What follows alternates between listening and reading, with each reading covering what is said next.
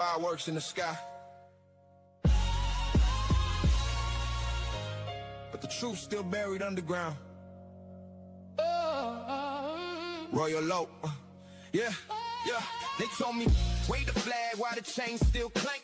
Told me praise the names on the blood-soaked banks. Told me freedom was born in the room full of men who wrote liberty down while they own human skins. So fuck your founding fathers and the myths they made. I don't pledge to the lie, I don't kneel to the page. You can light up the sky, I remember the smoke from the fields, from the ships, from the necks in the rope. You call it independence, I call it selective. You call it patriotic, I call it protective. Other stories so fragile it cracks when questioned. Truth knocks once and they call it aggression. Yeah. Red for the blood they spill, white for the lies they told, blue for the bruises left on the bodies they sold. Don't ask me to celebrate what never included mine. I came with the receipts, I came to redraw the line. Fuck your founding fathers, I don't owe them praise. They built a nation on our backs, then told us smile through the pain. Fuck your founding fathers, let the fireworks cry. This ain't freedom for the people. If the truth still gotta hide, yeah. No justice, no peace, no lie gets crowned. We don't worship old ghosts when the roots scream loud. Fuck your founding fathers. On the 4th of July, I'm lighting up the truth while they light up the sky. They say, look how far we came. I say, look what it cost. Every courthouse got a shadow, every victory got lost. They gave statues to the takers, made heroes out of thieves. Put their faces on the money while the hungry couldn't breathe. Don't lecture me on freedom from a stolen land stage. Don't quote old documents with blood on the page. Don't tell me be grateful for a seat at the table when my people built the room and got treated unstable. You can't buy me through the truth, you can dress it in stars, but the anthem still echoes like chains behind bars. I don't hate the people, I hate the disguise. I hate when the guilty get praised as the wise. Red for the blood they spill, white for the lies they told, blue for the bruises left on the bodies they sold. Don't ask me to celebrate what never included mine. I came with the receipts, I came to redraw the line. Fuck your founding fathers, I don't owe them praise. They built a nation on our backs, then told us smile through the pain. Fuck your founding fathers, let the fireworks cry. This ain't freedom for the people. If the truth still gotta hide, no justice, no peace, no lie gets crowned. We don't worship old ghosts when the roots scream loud. Fuck your founding fathers. On the 4th of July, I'm lighting up the truth while they light up the sky. Don't call it hate when the wound speaks back. Don't call it division when our name was fact. Don't call it progress while the system still bites. Don't call it freedom if we still gotta fight. I'm not here for comfort, I'm not here to pretend. I'm here for the children who deserve better than this. Better than myths, better than chains, better than flags used to cover up pain. So this one's for the ancestors who never got rest, for the names never written but who gave us their best, for the mothers who prayed, for the fathers who ran, for the babies born fighting in the stolen man's plan. This is not disrespect, this is correction. This is not rebellion, this is resurrection. You can keep your parade, I keep speaking the truth. I don't need permission to remember my roots. Royal oak in the soil, truth in the flame. If the crown came with silence, then I don't want the name. But if the crown means standing when the whole world falls, then I'm 10 toes down till the real story's told. Fuck your founding fathers, I don't owe them praise. They built a nation on our backs, then told us smile through the pain. Fuck your founding fathers, let the fireworks cry. This ain't freedom for the people. If the truth still gotta hide, no justice, no peace, no lie gets crowned. We don't worship old ghosts when the roots scream loud. Fuck your founding fathers. On the 4th of July, lighting up the truth while they light up the sky. Fireworks fade, but the truth don't die. Royal Low. 4th of July. Not your midnight, not your life, not your version of my life.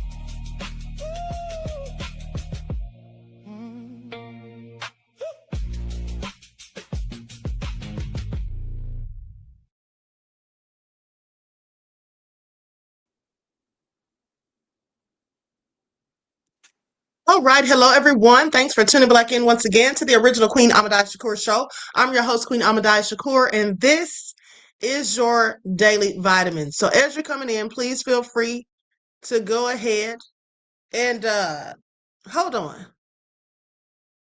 Who is this talking about? They can't do ghetto music. Okay, well, the music isn't ghetto. All right, so you can just leave. Now, with that all being said, that was clearly a troll. Moderators, please be on the lookout for trolls. Okay, please be on the lookout for trolls. All right. Thank you in advance. I don't know. With that all being said, everyone put some fire emojis in the chat. We're about to have a panel discussion about what's going on with this Nolan Wells case. Okay. And we don't have time for trolls interrupting. I don't even know why they show up. Okay. Please make it all make sense. Okay. Yeah, Mel. Mel said, gosh, they hating already. Of course. Talking about ghetto music. There was nothing ghetto about the music. That was clearly an idiot.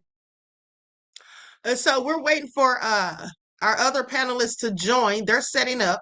So we're going to go ahead and get into it. Now, the first thing I want to talk about, um, first of all, let me just have my a word from my sponsor and see who all is in here first. Okay, so I see Ashkan is here.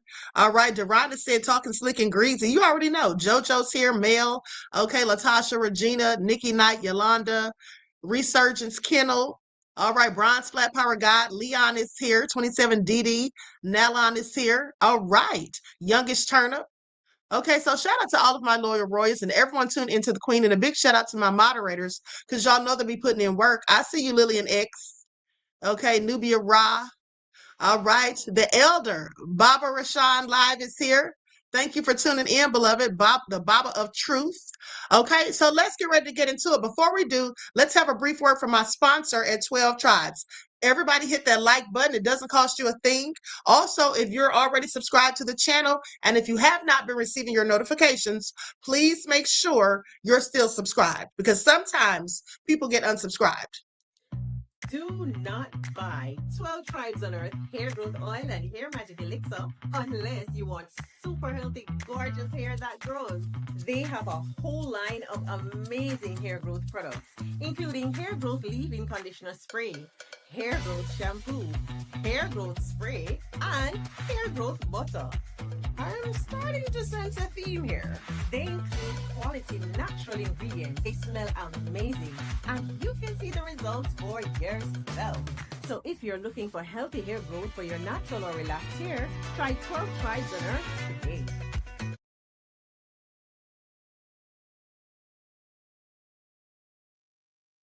Okay, so with that all being said, don't forget you can purchase 12 Tribes hair oil at Etsy.com. Just look for Lisa Crafts. You can also find her amazing products at Walmart.com. And don't forget that she also sells beard oil. Okay, and so with that all being said, let's get ready to get into it. Give me just a second. I'm going to check on my other party and see how far they are. Okay, hold on just a second.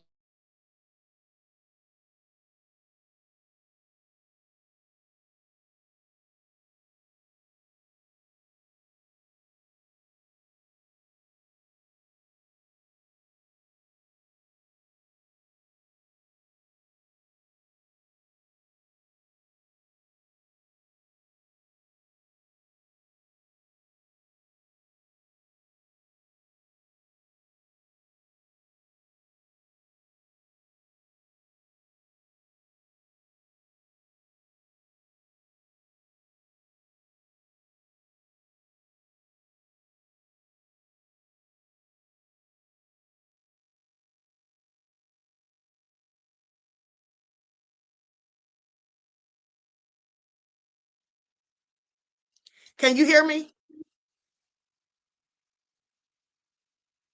I can't hear you. I can't hear you. Can you hear me? Okay, I'm not sure why. Okay.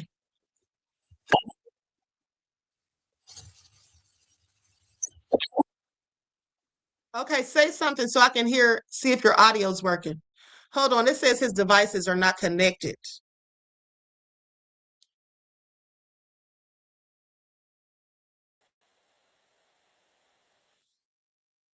Try it now, Rupert. Can you hear me? Excuse me, because I can't hear you. You may need to go out and come back in, beloved.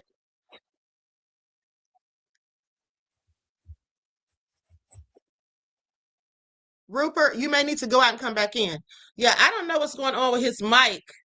He can hear me, but I can't hear him. Okay, so hold on. Give me just a.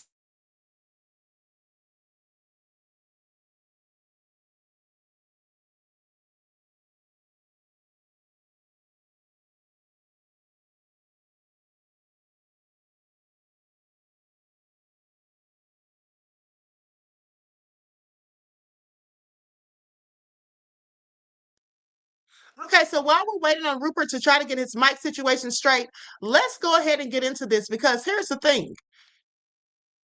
We've all noticed how Warren has lost a drastic amount of weight in just 30 days. Okay, just about 30 days. It probably hasn't been even a full 30 days from the time he did that first interview. I think it was basically about 3 weeks ago, if I'm not mistaken.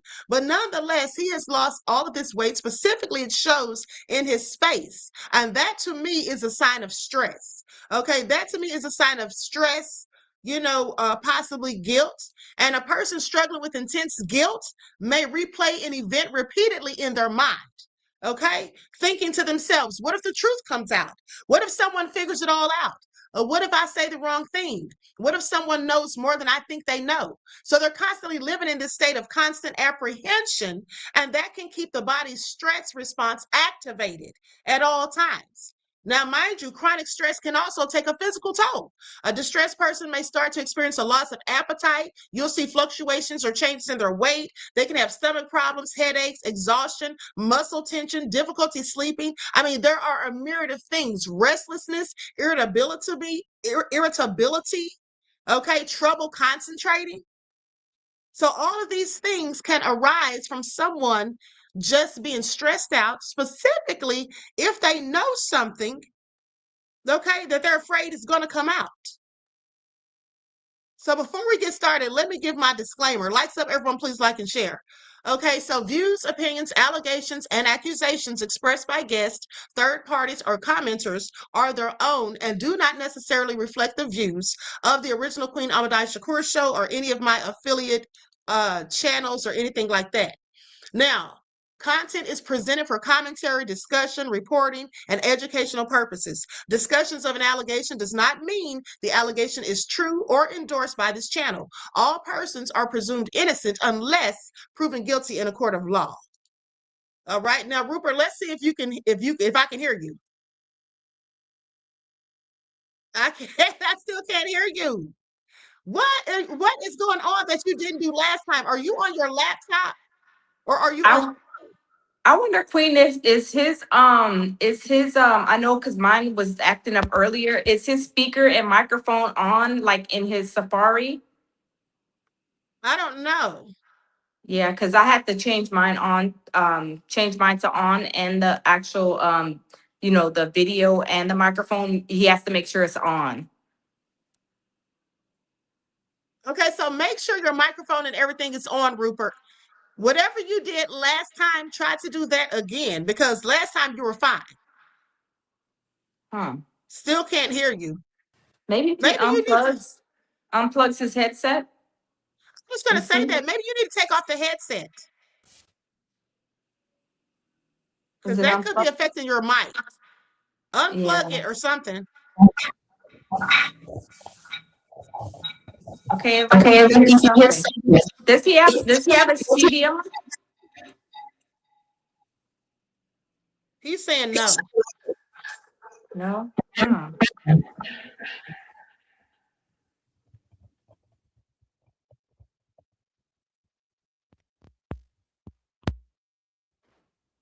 I don't know what the holdup is. I don't know what's going on with your microphone, beloved.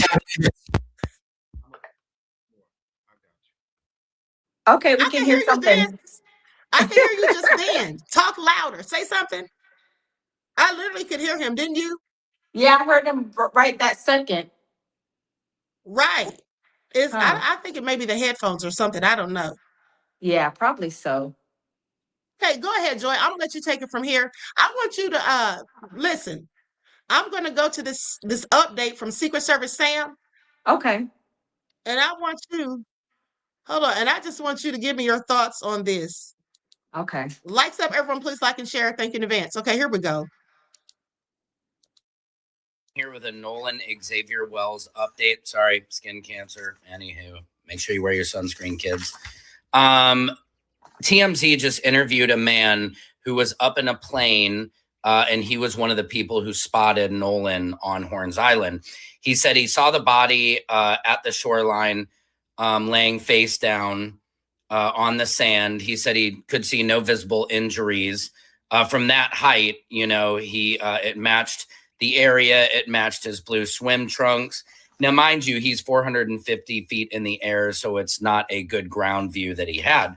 But he did say normally when a body has been floating, there is some bloating, and he didn't notice any bloating. He says that he was not in the water long and that the water was a high temp. He had a low body mass. So let's hear that again. He was not in the water long. Now, what does this mean? I mean, if they found him on the 6th, that means they said usually somebody will pop up after 4 days. He popped up. Secret Service Sam here with a Nolan Xavier Wells update. Sorry, skin cancer.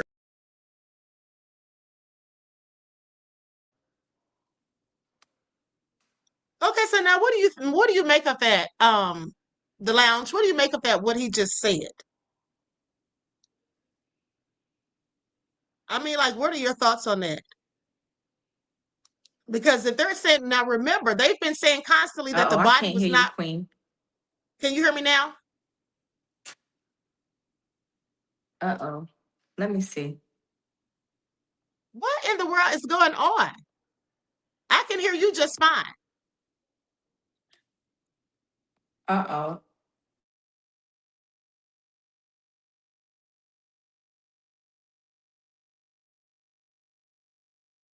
Okay, I'm starting to wonder if this is screw tube. I'm starting to wonder if this is screw tube, you all, because weird stuff has been happening all day. Okay, because the lounge did a broadcast earlier and it was posted on her channel 4 times. And we don't know how that happened. Not to mention, I told you all on yesterday, there was 2 of my videos that were put on private and I didn't do it. Okay, so I find that all interesting. Can you hear Okay. me now? Yeah, I'm here. Can you hear me? Yeah, I can hear you. I'm about to get rid of one of these. Okay, now can you hear me still? Yeah, because my volume started acting funny, I see. But in response to Secret Service Sam's video just now, how does Mhm. this pilot know how long the body was allegedly in the water? That just kind of rings some type of bells of question for me. And then he said the body wasn't bloated because it wasn't in the water long. How does he know how long it was in the water? I mean, my daughter's son. I mean, my daughter's son. I'm sorry. My daughter's friend is a black young pilot. I just had a conversation with him a few weeks ago and asked him, if you are up in the air flying, like, can you see all the way down to like a blade of grass? And he said, no, but some cameras, if they are like, of course, with like maybe, the feds or something like that, maybe they have high tech cameras. But how does he know how long he was allegedly in the water? His body wasn't bloated from that high up. How could he tell that? I don't know if he had like special cameras to hone in, but I don't know. I just think that this like with him is just so suspicious with this pilot. It just rings a lot of different bells. Because how are you giving us information on, saying how long the body's been there? It's not bloated, this, that, and the third. I haven't seen no proof and evidence of it. So, I mean, I'm not going to believe it until I see it, me personally. Well, here's my thing. This is what I think. I Hmm. think that he's probably seen enough of these situations because he's been doing this. Now, I don't know. if he's accurate. But here's what I do know. Mm-hmm. They have said since the beginning that the body was not waterlogged. So if the body was not waterlogged, that says to me that it would not be bloated. And Mm-hmm. if it was not bloated, then that would be an indication that it likely was not in the water long. So True. if it was not in the water long, here's what I'm thinking. I feel like the body was placed there. Now, I don't know that to be true. It's only my own opinion, but I feel Mm-hmm. like the body was placed there because I don't understand how they could have searched for the body for 2 days and didn't find it. And then all of a sudden, miraculously, on the morning of, there it is, on the shoreline. That makes no sense to me. And Yeah. also, like I said, in 2 days, if it was in the Mm-hmm. water, there should have been some sort of waterlogging at the end of the day. I mean, absolutely. So Oh that's not yeah. making sense. That's not making Mm-hmm. sense. And I think that he's right that it Mm-hmm. wasn't bloated because it wasn't waterlogged and it wasn't in the water long. That leads me to believe, like I said previously, and I've been saying this the whole time, that it Uh-huh. probably was placed there. And Yeah. if something happened on that boat, like we suspect from just what we've seen as of late, specifically, then Uh-huh. of course that would mean that it probably was more likely than not placed there. Mm-hmm. That's That's why it's true. not making any. That's why it's not making any sense. And what you said makes Because perfect sense. yeah, because when we went over aquatic decomposition, I explained to you all the process and Mm-hmm. how the body starts to get the washerwoman syndrome and all of that, like when the wrinkling of the palms of the hands and the soles of the feet. Okay, these are like some of the first signs when the body is in water for an Mm-hmm. extended amount of time, right? Okay, Yep. then it goes from being waterlogged to bloating because all of the gases start to come out. And Mm-hmm. then that is what brings it back to the surface. The Mm-hmm. gases is going to make it float back to the surface. So I just don't think his body was in the water that long. I think the body was placed there Yep. strategically. Okay, I Yep. have several questions, and this to me is why their stories are not making any sense, why things are just not adding up. And Exactly. I also, agree. and and also, I feel like that's why Warren is looking so stressed out because Warren clearly knows, in my opinion, more than he's letting on. I believe so Okay. too, because he has lost a lot of weight and it's so very evident.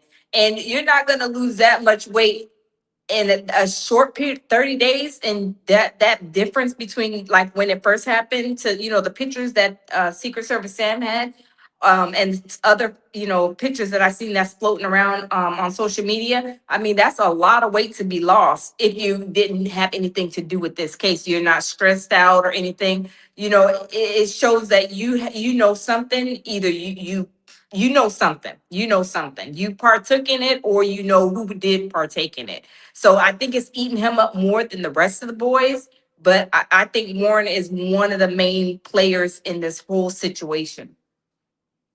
Exactly. And here's the thing. For some people, guilt can become almost tormenting, even when nobody else is confronting them or accusing them. It's their own conscience that can continue the confrontation internally. Okay? It's basically like when guilt becomes its own form of punishment. So even if Mm, no one else is accusing them of anything, it's the internal conflict within themselves that they know something and they know something wasn't right. And then they're sitting there worried about, is the truth going to come out in all of this? Now, I'm not saying this is the case because we're all speculating. We don't know. We weren't there. But what I'm mhm, saying is this is what makes me have these questions because memories can return when the person's alone and by themselves. And certain people, places, photographs, conversations, just different things can trigger the same thoughts all over again and again. And there may be no mhm, physical place to escape because the source of the distress is inside the person's own mind. They literally can become a prisoner to their own thoughts. This is then when it becomes an internal battle that can become especially difficult when a person wants to tell the truth, but they're afraid of what telling the truth is going to bring and what it's going to cost them, such as relationships, reputation, freedom, money, social standing, or the trust of the very people they love. Like people are going to be disappointed. They may feel trapped between two painful choices: either continue carrying this secret or face the consequences of revealing it. You understand what I'm saying? Oh, But there's absolutely. an important caution, when people are observing, when we're observing someone from the outside, because appearance of someone being stressed or them feeling, guilty, that doesn't necessarily mean that they are guilty of having done whatever it is that has happened. They may be feeling guilty because they feel like they didn't do anything to stop it, or because something they did led to it. They may somehow feel responsible. But at the end of the day, something about this whole situation is stressing him the hell out. And it is really showing a lot in his face. Okay. And another thing too, I believe that this stress and this guilt that he's possibly feeling is another reason why he keeps coming on, trying to do these interviews and trying to basically exonerate himself, trying to pat himself on the back. That's right. Kale says survivor's guilt. Right. Similar, very similar, beloved, to survivor's remorse. Okay. Very similar to survivor's remorse. Okay. Alima Chase says, Queen, you have been doing an amazing job. Power to the people. Work. Thank you, beloved. I appreciate you and your kind words. I really do. Okay, now someone says damage control. Absolutely. Them going on to the race Batum Tatum show and trying to express, their side of the story, that's absolutely damage control. Like I told you all before, they've been listening to the stories that or the things that people have been saying online. They've been listening to these videos. They've been seeing the comments. And we know this because Jayvon just recently responded to a comment in someone's video, right? Talking about he wasn't on the boat and they need to stop lying on his name. So absolutely, all of them are watching what is happening in real time. Mm-hmm. You know what I'm saying? Yeah. And at the end of the day, they know that somebody, this is my opinion, but I believe that they absolutely know that someone among them did something to Nolan. And Mm-hmm. everybody is afraid to tell, and some of them are feeling guilty, some maybe not, but some of them are stressed the hell out because they don't know how long it's going to be before the cat is completely all the way out of the bag. I mean, there has been so many things that are red flags, so many things to lead us to be suspicious. The thing on the boat that was popping up that looked like a hand or a foot. Okay. The fact Mm-hmm. that they didn't tell the mother and father right away that they had the phone. Now they told him, Warren says he told him about the phone, but only after she let him know that she was tracking the phone and that it showed that Nolan was on dry land. Then at that point, he had to go ahead and say something. You understand? Yeah. And so a Yeah. lot of these things are not making any sense whatsoever. And Mm-hmm. then here's the thing. They basically confirmed what Jayvon said in the TMZ interview. Okay, Jayvon said, Warren and Trayston, I'm talking about, because Jayvon said another one of his friends got into a fight or argument, whatever, got into a fight, and he was very angry, very hostile. Let's go to that video because this right here is exactly what Trayston was talking about, in my opinion, when he's talking about the other friend. Isn't he talking about Trayston? Because who else does that sound like? Because Trayson already said that he was hot-headed, he was heated, he didn't want to leave, and his uncle was yelling at him to get on the Yep. boat so they can just go. So that Yep. really confirmed what Jayvon said. Jayvon was not lying. Now Mm-hmm. I'm going to pull the video back up from TMZ. Likes up, everyone, please like and share. Thank you in advance. And there's absolutely too many inconsistencies, like I said, and them contradicting themselves and others. It's all crazy. I mean, they should know that nobody's going to believe anything they say when they're doing all of that. Absolutely. But is that Nolan in the video? I can't tell. It's too far away. But in that video, I feel like the voices are too clear. Like from the side, it's too clear for it to be that far away, for it to be Nolan arguing. And then also that altercation, it sounds just like my other friend that got into the altercation on the boat. And they were trying to, like, as he was in that altercation, I was calming him down. They were trying to get him out off the island. They were trying to get him back to land because he was just losing it. So describe that. That's kind of interesting. What was that about? He was just very hostile. Like he was just like really like mad. Like they were just trying to, like, the parents on that boat were trying to get him out. I'm curious if the police have. I know they said they're still investigating.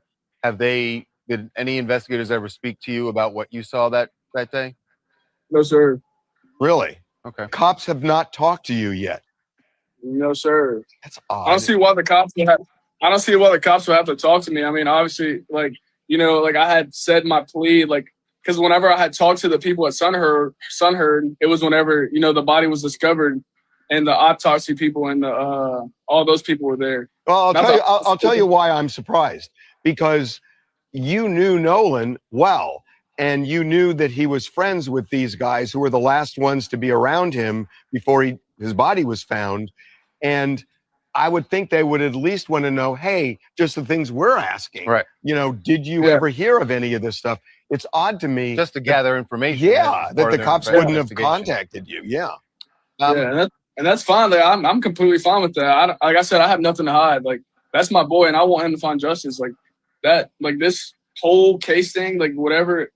Like this whole situation, and none of this adds up to me. So like, it's really hard. Like for like people to just like keep on saying things when like none of it adds up. Seen the video that's been going around social media.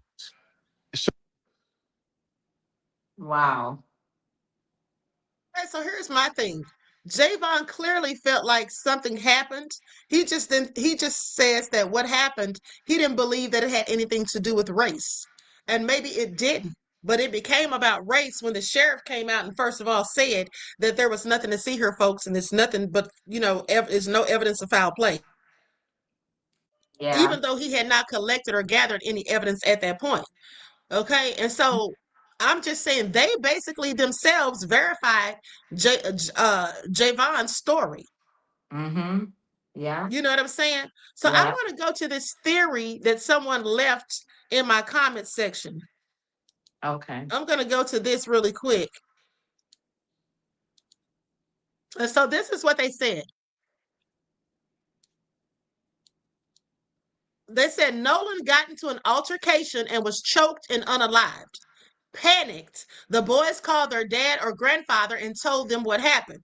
Then they then came up with a plan to sink the boat to make it look like Nolan drowned as the boat was going down.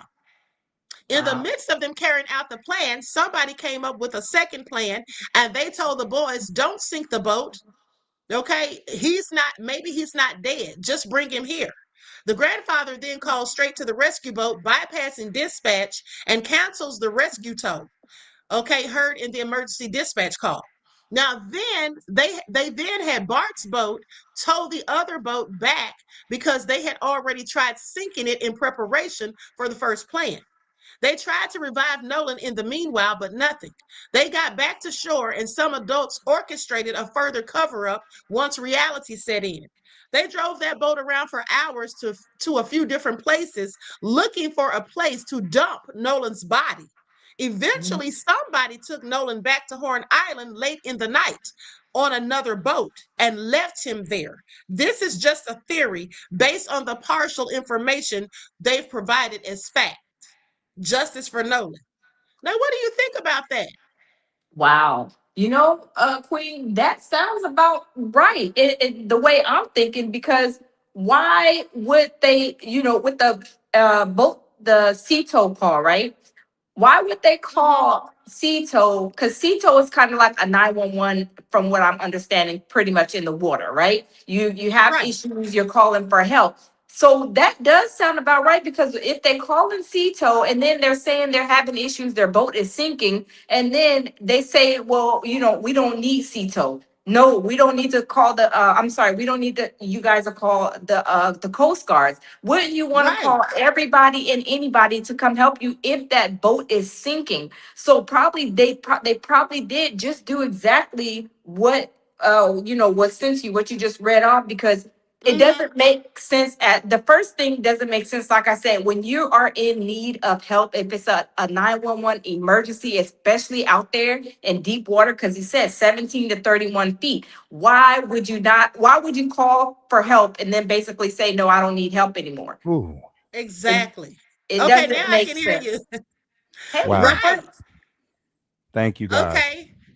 Yes, thank you, beloved. So he had to go get another device. Literally. that was quick. Hey, So shout out to Rancho Cordova's Walmart is here in Sacramento. They plugged me real quick. The super Okay, Walmart. great. Great. So great. Appreciate So y'all. here's what I want, Rupert. I want you to give your thoughts on this because me and you have talked about this off camera and offline, right? Okay, Yeah, so we I did just briefly. played. Yes, so I just played the video of Mhm. Jayvon on the TMZ Wow. interview. Ain't Okay, that and I have something? some more info. I have some more That's information something. I'm going to play in a yes. So I have some more information I'm going to play in a second. But what I want you to do is give your thoughts as me, like when me and you talked earlier. Yes. Let everybody know what you think about the whole situation with Jayvon and the situation with Warren and the things that they have been saying or whatever. How they've been Exactly. framing things.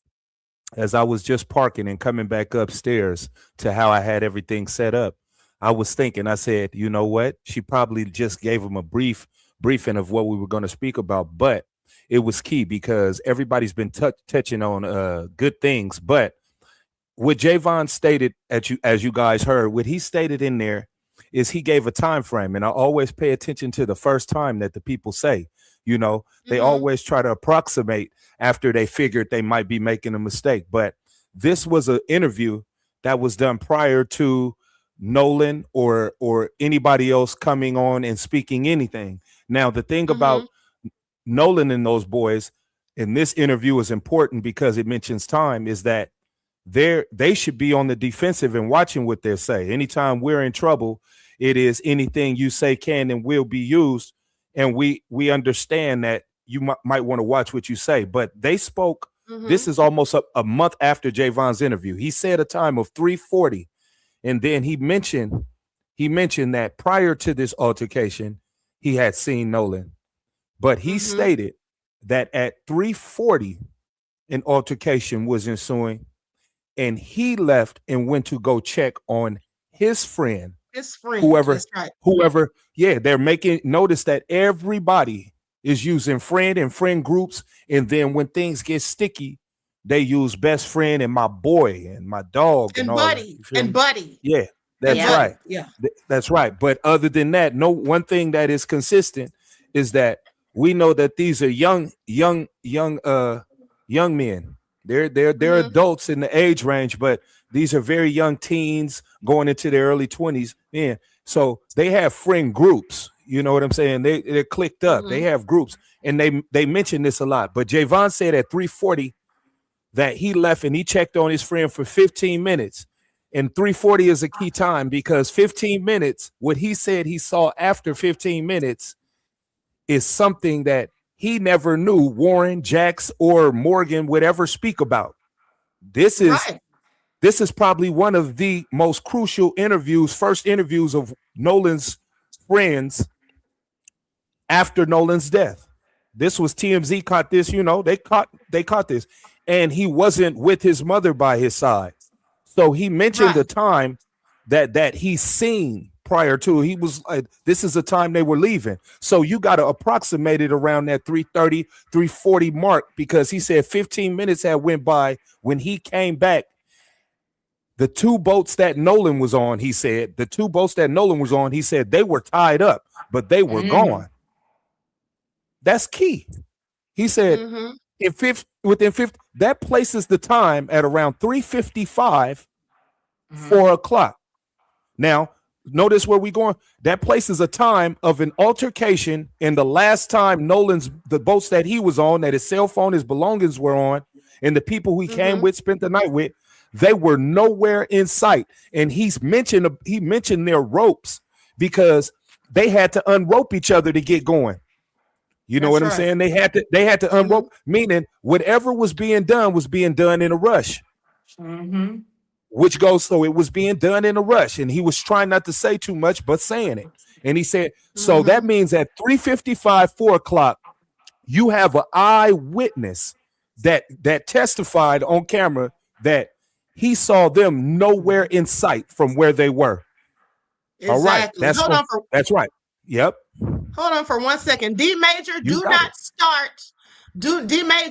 start questioning people about their opinions. If the cycle breaker wants to say how they feel, that's on them. Please do not start that mess, okay? Because that's how you end up in a back and forth with people, beloved. You do this all the time. You try to question people about why their opinion is their opinion. That's not your business. You should worry about your opinion and let them have theirs. Everyone is welcome to their opinion on this channel, and they should not feel the need to explain their opinion to you, me, or anyone else. Now let's continue.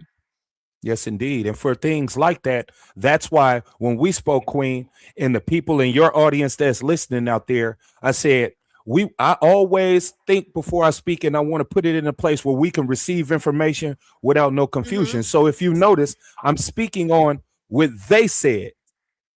I don't want to assume. I'm speaking on what these people came onto camera and they stated themselves. That's right. Now, and I did not come early. I didn't come 3 weeks ago when he said it and said what he said.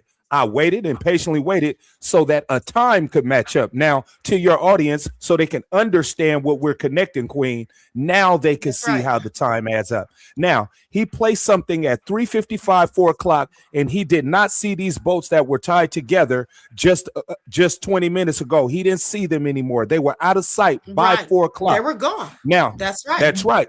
And he was there. You can't say he wasn't there. And Warren, Jax, and Morgan agree that Jayvon was there. We can't deny that. They all state he was there. They saw Jayvon. They kicking with him. Javon's a cool guy, friend. So Jayvon is not lying there. Now, Jayvon didn't state what friend he went to go see, but he placed a time of 15 minutes and that their boats was gone. Now, here comes the last interview that they did. Now, we're talking about to the people out there that want to question it. I didn't get up there with the officer and say anything. They did. They stated that, and they stood on it.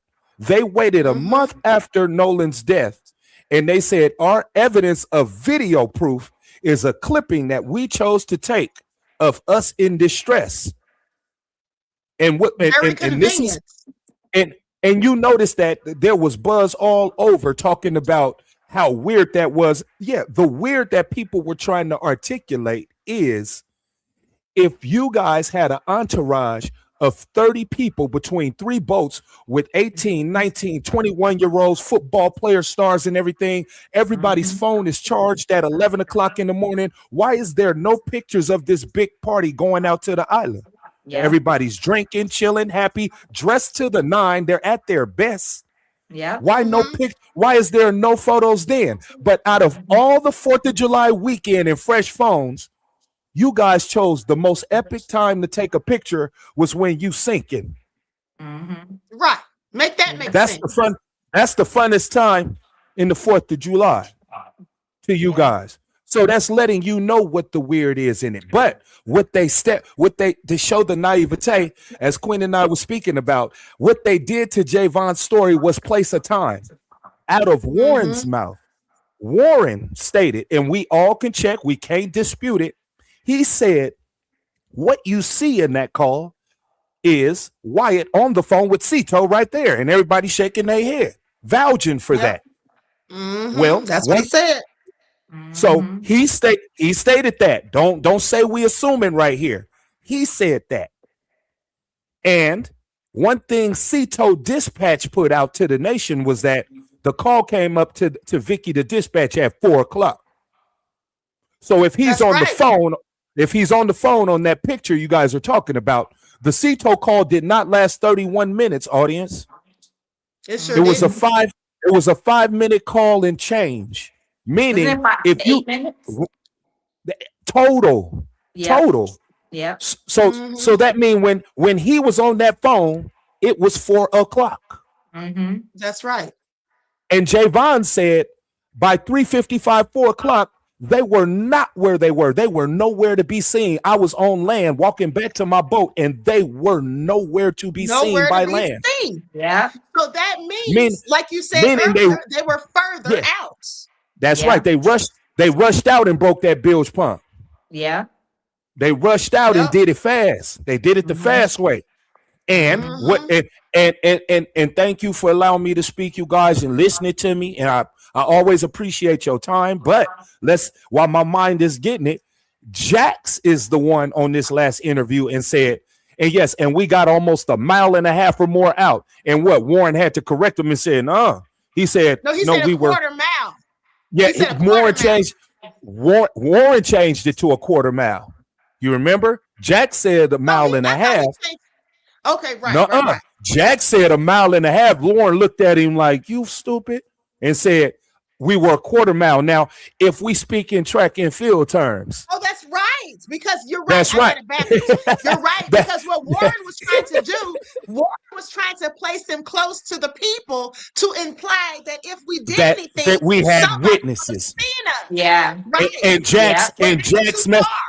That's right. And notice that people didn't replay that. They replayed when they used the Bronx Tale theme when the lawyer said Jews, from Sonny from the Bronx. Okay. But numbers, those people say, okay, the made up numbers can lie. Real numbers don't lie. That shows lies. He said we was a mile and a half out, and Warren looked at him like, numbers, man. He said we was a quarter mile out. Now, for the people out there that don't understand how that was a big deal, okay, if you run 4 times around that track when you in school, that's 1,600 meters, okay? Mm-hmm. Jack said they were 1,600 plus another 800, 2,000 meters away. Warren changed it to 400 meters away. Yep. It's a 1,600 meter difference. It's a long ways away. Warren saying we was here, meaning you could see us, and Jack said, no, we went out into that water. Messed up there, but that don't have to mean anything. You all shook your head and said, in that picture, what you see is Wyatt on the phone with Cito, and that's 4:00. And Jack said at 4 o'clock, you was closer to what Jayvon said at 4:00. If you was 400 meters away, I would have seen you. Yeah, that's right. And he didn't see them. Yeah. He said they were gone. So that's they right. were definitely farther away than Warren wants to admit. Correct. And for what's eerie about that is that, Jax was doing his best to tell the truth there. He was telling the truth. And that's interesting because here's the thing. At one point, Jax also looked like he was concerned, worried, or something. And the thing is, Nolan's mother basically said that Jax was supposed to be Nolan's friend. Because she said a friend is someone that she said there's differences between knowing someone, knowing of someone, and actually knowing them, because she said if you know somebody, you've sat down, if you know your child's friends, you've sat down and you've talked to them about their life goals, what they want to do and things like that. She had done those things with Jax, okay, not Tristan. And that's why. Here's the thing. And here's the thing too. Yep, go ahead. So Tristan said that, or one of them said that they were always picking up Warren, right? That's what Jack said at some point. Or Nolan, I mean. That's what Warren said. Said that basically Warren Nolan was always you're talking about Jack's picking up Warren. Right. Or the two friends. Okay. He said that he didn't ask us to do it. That's just what we did, was picked up Nolan. Right? Mm-hmm. Yes. But Tristan said something that contradicted that to me, because Tristan said that he was always leaving his car at Nolan's house. He was using that to paint the narrative that Miss Christine Wansley was lying when she said she didn't know him. Now, she may have known of him. Nolan may have even mentioned his name to her. But unless she sat down and had a conversation with you, sir, she does not know you. And that's what she was saying. And so I just feel like, Warren and Tristan specifically have tried to paint this fictitious picture of it was something other than what it really was. They both said that they were Nolan's best friends, but it's obvious they were not. Okay? Exactly. And it was something. Well, I was going to say, was something else you brought up earlier when me and you were talking. You said something about they claim. Remember when I did the video talking about they seemed like they were treating Nolan like a third or fifth wheel? Exactly. Because they made the comment that Nolan was always wanting to get on the boat with us. He wanted to say we spoke on it. He wanted to say what he wanted to say when he changed that up, and everybody remembers that, and they have to go back to that first interview. And he tried to say, he said, Nolan was always wanting to get on. He always was trying to get on out there on the boat with us. And the way he said it, you have to see the nuances in his face. He didn't say a wanting in a genuine way. That's why he said, well, now he was more than welcome. That's why he threw that in there, because he was saying like Nolan was more so begging to be to get on something they had of in quote unquote luxury. Is that we boat. Now, why would we? What happened recently that doubles down on our thoughts with that is that Nolan's mom came out recently and said, "Yeah, we don't got boats. Yeah, we ain't the Cosbys. Straight up." She said that. She said we don't boat, and we as people that know how to use, we are black people. We know how to use that. You know, we know that. No, we've had friends that meet friends in higher places, and they might come back to the hood and say, "Man, we was at the Hamptons." You know, like we was. Yeah, that was it. Sometimes youth wants to do that, but when you have people in the bottom of Mississippi that live on the shoreline that are used to older white privilege like that and have money in their family, when they have black friends, they recognize already. They're not naive to understanding that you might not have. So when he stated that, he said Nolan is always wanting. Now notice this. This is what Queen was getting at, is that Warren said Nolan was always wanting and begging to get on the boat with us, and he was always welcome. But this is something he always wanted to do with us. And then Jack said Nolan was I've never seen him get angry. He was always a peacemaker and things like that. So we've never had, this is a guy that they're saying always wanted to be on the boat with them and trying to get on it. And you said something earlier about Nolan might have been able to drive out there a little bit. So Nolan drove the boat out there. Yes.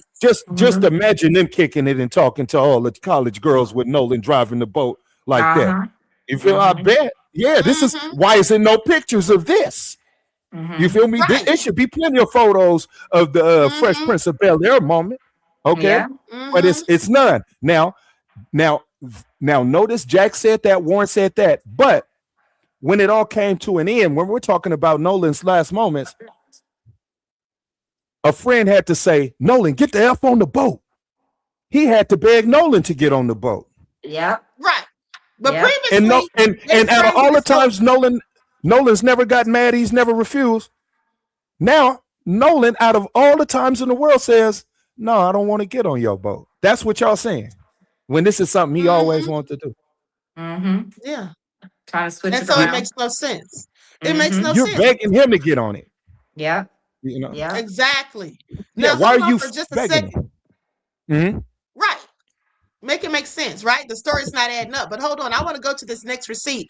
But D Major says nobody really under 21 has the brain capacity of a full functioning adult. Generally speaking, 18-year-olds are not magically different from 17. Well, D Major, that may absolutely be true. But the bottom line is, if someone gives their opinion and it doesn't fit yours, that's perfectly fine too.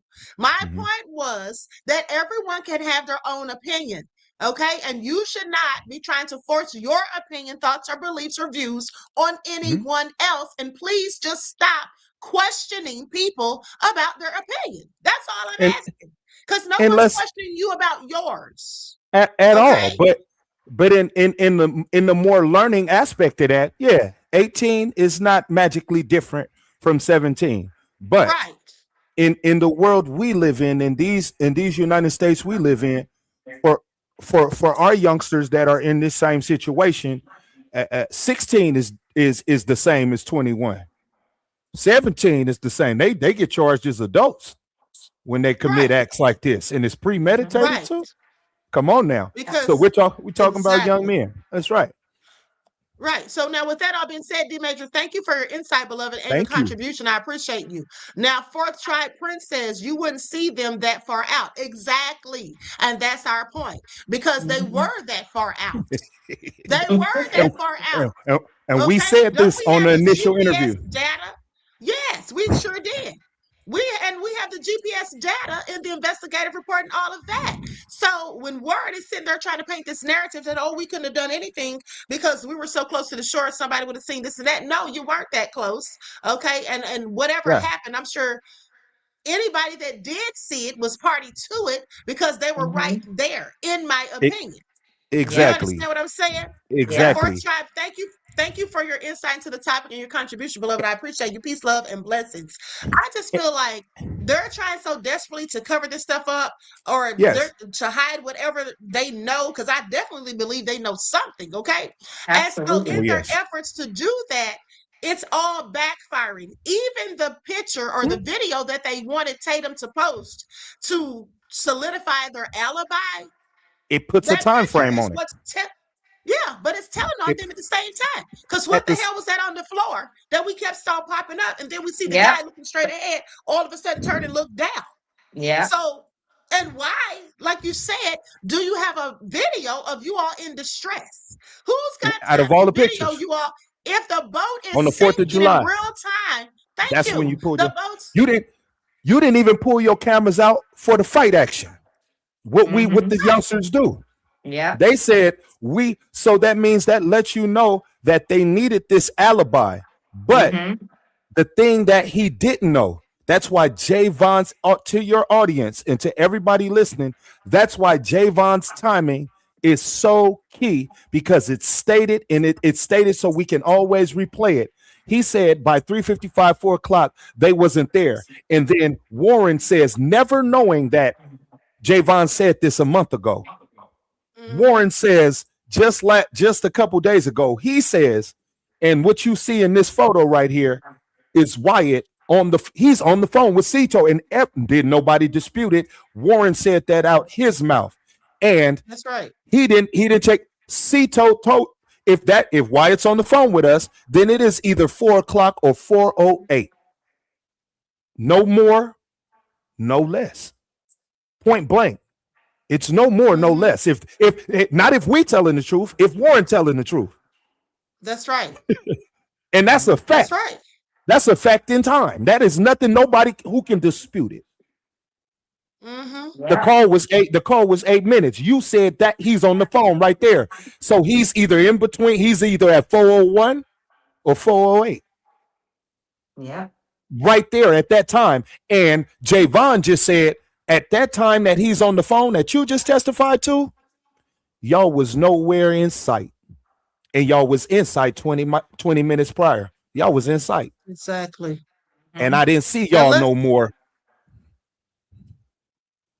Exactly. So just that fast they were going. Now let's go to this other video because I want you all to hear what this young lady has to say. Likes up, everyone. Please like and share. Call Cito, according to Norman, they had already attempted to use the tide line, Bart's boat, to pull out Triton. Hadn't moved yet from where they were parked. Warren says in his interview that they had attempted to attach the ropes to the back cleats, and then it started rubbing on Bart's power pole, a device that's made to go into the ground and anchor it with a rod. It can cost from $4,000 to $6,000. They have the three boats, according to Warren, parked the tide line, the Palm Beach, and the Triton. Where the stern, the back of the boat, is in waist deep water. The bow of the boat, the front of the boat, is in neck deep water, and then there's a 20-foot drop off. And the water's like a washing machine out in front of it. Now we have Warren saying that he heard his friends calling to Nolan to get on the boat that they're leaving, etc., while he's working on the boat with Wyatt.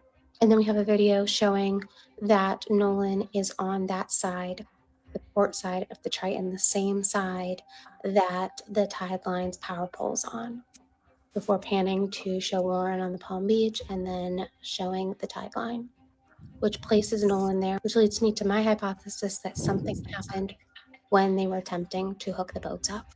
Before Wyatt calls Cito, according to Warren. So she says she seems to think that something happened while they were trying to hook the boats up. I don't know when something happened, but whatever happened, I believe it happened after they got further away from the shore. Exactly. I believe that too. Before we forget, because you wanted me to touch on that, Queen, is one thing that is also undeniable, and I'm just stating it so that the audience can add what they think to it. But I just want to state the things on camera, on record, that are undeniable, so the people, we can use our brain power. The one thing that is undeniable is that every friend group that doesn't quote unquote hang tight with each other Trayston mention that he was in an altercation at a certain time. Jayvon stated in his interview at 3:40 there was an altercation at that same time Trayston was talking about, and Warren stated that I had to go get my little brother from being in the altercation. So no matter what, the time frame that we're looking to figure out what's happening with Warren, one thing we have to agree on is that whatever happened on Horn Island in the leaving and the last timings of Nolan Wells, it was violence around him. Everybody has already attested to that. And they probably not close with each other. Warren attested to it, Trayston attested to it, and he was involved in it. and Jayvon attested to, I saw it. Right. So and Jayvon attesting to the violence places a time that he says the violence is occurring around the 3:40 mark. Warren states that my brother is getting into it. Trayston said he got into it prior to his uncle detaining him on a boat. Jayvon said I had to go check on my buddy for 15 minutes, came back by 4 o'clock. The 2 boats that Nolan was on was gone. So no matter what, Nolan's last whereabouts ended around a violent situation. Yeah. That is a fact. Here's the thing. I'm just wondering, because Nolan was supposed to be such a peacemaker, right? Exactly. And he's the one who's always trying to stop and prevent a fight. We even have a video of him trying to prevent a fight. Yes. I've shown it to you all before. I'll show it again in a second. But here's the thing. In Jack's testimony, Jack testified to it. Yeah. Jack said he always breaks up our fights. Exactly. That's what he said. So now he said Nolan breaks up all our fights. So what if there was some animosity toward Nolan? Because, the person who claims that they saw the whole thing take place, they said that there was already animosity before they left the house that morning. And I'm inclined to believe that for the simple fact, why did they go to McDonald's and get breakfast and then go to get ice for the boat, but they never took Nolan, and he was there clearly. So and then why did Warren feel the need to call Bart and ask Bart to bring his boat so he could ride on Bart's boat with the people coming from college? Just like I told you all, I don't think he wanted Nolan around those girls that were coming from the college. I think there was an air of jealousy. So, but here's the thing though. What if, because Nolan's the one who's always breaking up the fight, they said that Carter got his butt kicked. They said that the people he was fighting were like MMA fighters. So what if there was some animosity because Nolan didn't break the fight up, or because he tried to break the fight up? You know how sometimes a person's trying to break the fight up? And just think about this, because this has happened to me. That's why I'm telling you. What if in the midst of a fight, somebody is trying to break it up and they're grabbing you, or they're trying to pull you apart or whatever, and then the other person inadvertently gets the best of you? Exactly. This is why I don't like anyone touching me when I'm fighting. So what if something like that happened, and then somebody got the best of Carter, and that's why they were mad at Nolan, because they felt like it was his fault because he tried to intervene, and maybe that was the wrong time to do so. I'm not saying that's what happened. I'm just throwing things at the wall to see what sticks, basically. You're throwing perfect logic out there. And so for me to be clear, Carter is Bart's Warren's younger little brother. Warren's Wait a minute. I thought brother. now then who is Brooks? Whose little brother is Brooks? I thought that was Warren's. All right, for sure. I thought they said Brooks, but it was a Carter. They say, okay, Carter was the little brother. All right, for sure. Yeah. I didn't know, I want to just get the name. I knew it was, he said a little brother was in an altercation. Okay. They're all saying altercation. Here's another thing. there is something to do with Nolan's phone because they wanted that phone. And I do believe, I don't care what not Trayson, but when Jayvon said he couldn't Yeah, tell if that was Nolan arguing about the phone, I think that yeah. was Nolan because Nolan's the only one who ended up without his phone. Second of all, here's the thing. I think that they wanted Nolan's phone because Nolan may have recorded what was going on. It's either one or the other. What if Yeah. Nolan was recording what was going on rather than trying to break it up? And that Yeah. recording was in his phone. Maybe he sent it to social media and they got upset. Yep. And That's maybe true that's too. why they didn't just discard the phone because they Wow. needed it to get Be into his gone. social media Wow, Queen. accounts so Yep. they could delete whatever he posted. Okay. And You just but mentioned then something I didn't also, put together yet. You yeah, just that's mentioned what I'm something. thinking. You just look in that interview, and I always want y'all to assure me that it didn't slip past my ears the wrong way. In explaining the phones, you mentioned their phones, that is key. In that interview, Warren stated something that when we got back to the docks, we even waited on about 5 people to hand them their phones Come back. and get their phones, yes. Meaning you were conscious of the phones you had by 7:30 p.m. When were you conscious of Nolan's? And They were when were conscious you of it going? right then. Yeah, that means it was people that wasn't with you, whose phones you had. They didn't ride in with you, just like Nolan, supposedly, right? And you waited for them at the docks to get him theirs back. How come you didn't wait for why Nolan's wait wasn't there? If they weren't with you and you had to wait for them, how did you gave 5 people their phone back that came to get it from you, except Nolan? And that's what I said the other day. I said that if they were waiting for these people to come and retrieve their phones, they didn't find it interesting or suspicious that Nolan never came to get his phone. Why then, if all of these people came to get their phone at the dock, you didn't think that Nolan was going to come and get his phone at the dock? How much later behind them did he think Nolan was? Because here's the thing. I want you all to really pay attention because last night in the video that I did, I showed you all how it was Warren's mother, his biological mother. Okay. Didn't she in fact say that they had the phones or whatever and people came and got the phones? She said something about people came and got the phones and all of that. So why would they have to wait so late before they called Nolan's mom? If you notice people came and got their phone when you were still at the dock, And you Nolan should have didn't. known something was wrong if Nolan didn't come and get his while people were still at the dock. Because That's at 7:30. This is That's the at thing too. 7:30. Yeah. The mother said that the boat that Katie was on was parked next to theirs. Remember, I pointed that out Yes. last night? I said Yep. I didn't even remember that. She literally said that he wanted to stay. She said Nolan wanted to stay with some girl whose boat was parked right next to theirs. So if her boat was parked right next to theirs, somebody knows whether or not Nolan got on the boat with Wyatt and them or not. Okay. So somebody's blatantly lying for number one. But for number two, if the boats were right there beside each other, then that boat was likely leaving shortly thereafter. If not, you know what I'm saying? Within less than 30 minutes, I would think. So if y'all waited at the dock for everybody else, why didn't y'all wait for Nolan? Because y'all knew not to wait for Nolan because I believe Nolan was already on that boat. Okay, and something was wrong with him. That's what's making it. That's why we speaking like this, because these are the parts you always want our people out there to understand why this don't make sense. If you know that you have at least 5 other people's phones, how did you reach them? How did you know where they were? You have their phone. You have Nolan's phone. So if you have Nolan's phone, that means he should be around contacts you can reach too. You reach them. He's in your friend group. He's your best friend. It's people on Horn. You know everybody in the community. You couldn't call. Nobody didn't see him after 7:30. Think about this.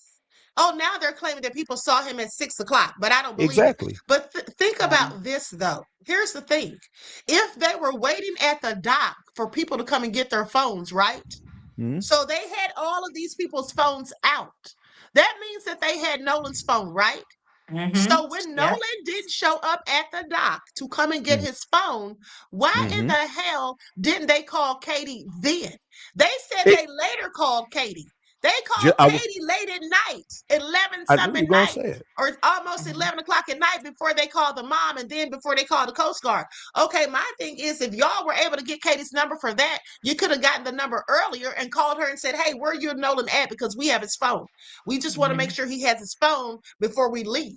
Why didn't they do any And of that? Because it's yeah, all lies and BS, in my opinion. that's right. That's why. It's And you all call lies it and BS. that Yeah, it it is. has to be because you just admitted that at 7:30 you was conscious of everybody's phone you had. Mm-hmm. You was conscious enough to wait and wait for people to hand their phone back. So that means when you handed them all and it was the one phone left, y'all just fell out of conscious. Y'all just Exactly. yeah. You didn't know that It was doesn't even his. make any sense. You didn't go. At You all. didn't go And run that. Yeah, you didn't go run that And to his house. yeah, and then there's so many people on the boat. It's not like there's 100 people on the boat. There's not that many people on the boat. So if Nolan wasn't there to get you see, it should be very obvious. And plus, allegedly, from what I understand, he was the only black person, right? So That if you are on a boat and it's only 10 of y'all, you know that it's not that many phones. It's not that many, and for Nolan to be missing out of all people, it should be very evident that, okay, where's Nolan at? It yeah. should have been a light, like You're what's going exactly on. right. You're so right because I'm mentioning this because we have to think of how hard that is to do. If my phone is with you and you can't reach me because my source of reaching me is with you, you have to do some work to find Yep. me to tell me where my phone is. And exactly. you did that work for 5 other people, meaning you Yeah. were very conscious that Yeah. you had other people's phones at 7:30 at the dock. Yeah. And you waited to hand Mhm. you. We're not assuming you did this. You said that you did it. Hold on. This is very Mhm. important right here. Hold on. Okay, Takeover says, did Nolan's mother try calling Nolan's phone before 11? Yes. She Mhm. said that she called his phone a couple of times, and when Yeah. he didn't answer, she wasn't concerned because she just figured that he's still with the people that he spent the night with, and that maybe he's going to spend the night with them again. So, yes, she Exactly. did call him. But hold on. This is important. Someone said, because I didn't know this, AWAX99 says, Art of Dialogue interview, Crump says that Katie said she saw Nolan get on the boat. And I believe that. I Yeah. believe it because, like I told you all last night, if the mother is saying that the boats were side by side, if he got on that boat, she definitely would have seen it. And Yeah. I believe he got on that damn boat. Yeah. Yeah. There's no way he would have sat there and said, okay, I'm going to stay here with her. He doesn't know if whoever she's riding on the boat with is going to let him get on their boat. And Yeah. then here's the thing. We should know he got on the boat because Trayson already said it in the interview with Rage Batum Tatum that he was walking to his boat and he saw Nolan walking towards Wyatt's boat with Katie and he dapped him up and cracked a joke about Katie. Why Yep. in the hell would he be walking towards the boat? Okay, now here's the thing. I do think that someone was telling Nolan to get on the boat and yelling at him. And I believe that the reason they were doing so is because think about this. When you go on a date, for example, and you're excited about meeting the person, you've seen them the first time or whatever, then when you get ready to leave and say goodbye, sometimes it's a long ass goodbye. And you're still talking, and they Yeah. were Yeah. likely sitting there waiting, like, Nolan, get on the effing boat. Yeah. Because he was probably still just talking with Katie. I don't believe for a second that he told him, oh, no, I'm going to stay here with her. He was probably sitting there talking and they're yelling at him to get on the boat. And he probably did get on the boat just like Katie said. Okay, because Yep. that's what makes sense. All of this other stuff makes no sense. Even when they said that now they're claiming 2 people came out here and are now saying they saw him after 6, I don't believe that either. Because all those people out there on Horn Island that day, all those boats that we saw, all those hundreds of people, you mean to tell me if he was still out there after they left, only 2 people saw him? A whole lot of people would have seen him. He's black. Exactly. There wasn't that many black people out there. And they want to Exactly. keep saying, oh, there was black people out there. But yeah, the black people that were out there was Nolan, Trayson, and Jayvon. Exactly. Who are the And other and black and people that were out there? Probably and none. and notice that catch 22 in it. And that's where you know the lies start there. And that's why it all goes back to that time, because they were gone by 4 o'clock according to Jayvon, and his words seem to be very, very, very true. He stands on it. They state that the picture, the video clip they show is around 4 o'clock, 4:08. They're standing on that, and that seems to be their words. That's what they're standing on, and so that means something happening something with Nolan between 3:30 and 4:30. Something in that time frame, because these are the last time people say they seen them. They say an altercation happened and people are leaving. Now it's frustrating that Nolan's telling his friend group that he doesn't want to get on the boat and wants to stay with a girl, but that doesn't make sense because everybody's saying at this time that Nolan's casually wanting to stay with a girl. There's a trinity of an altercation happening. Why would people want to stay around an altercation? Exactly. You know, so it's Exactly. it's not adding up there. You know, it could never add up. And here's how you know that they didn't want to stay around the altercation. And Nolan wouldn't have wanted to stay because Katie's mother came out early on, like the day after or whatever. And she basically said that Katie was safe because her uncle and his wife or somebody came to pick her up. Remember that? Yep. So why would she say Katie was safe? She said Katie was safe because there's a bunch of altercations going on. Exactly. Yeah. There's And all on these top of- altercations going on, and then somebody turns up dead, and it didn't have anything to do with an altercation. Yeah, and we can't even assume that there wasn't. Tristan got on live television and said, I was in one. At the same time Jayvon is talking about.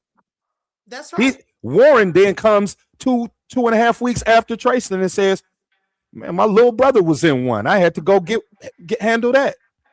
And here is Nolan, the odd man out there, and Jack says he's the peacemaker.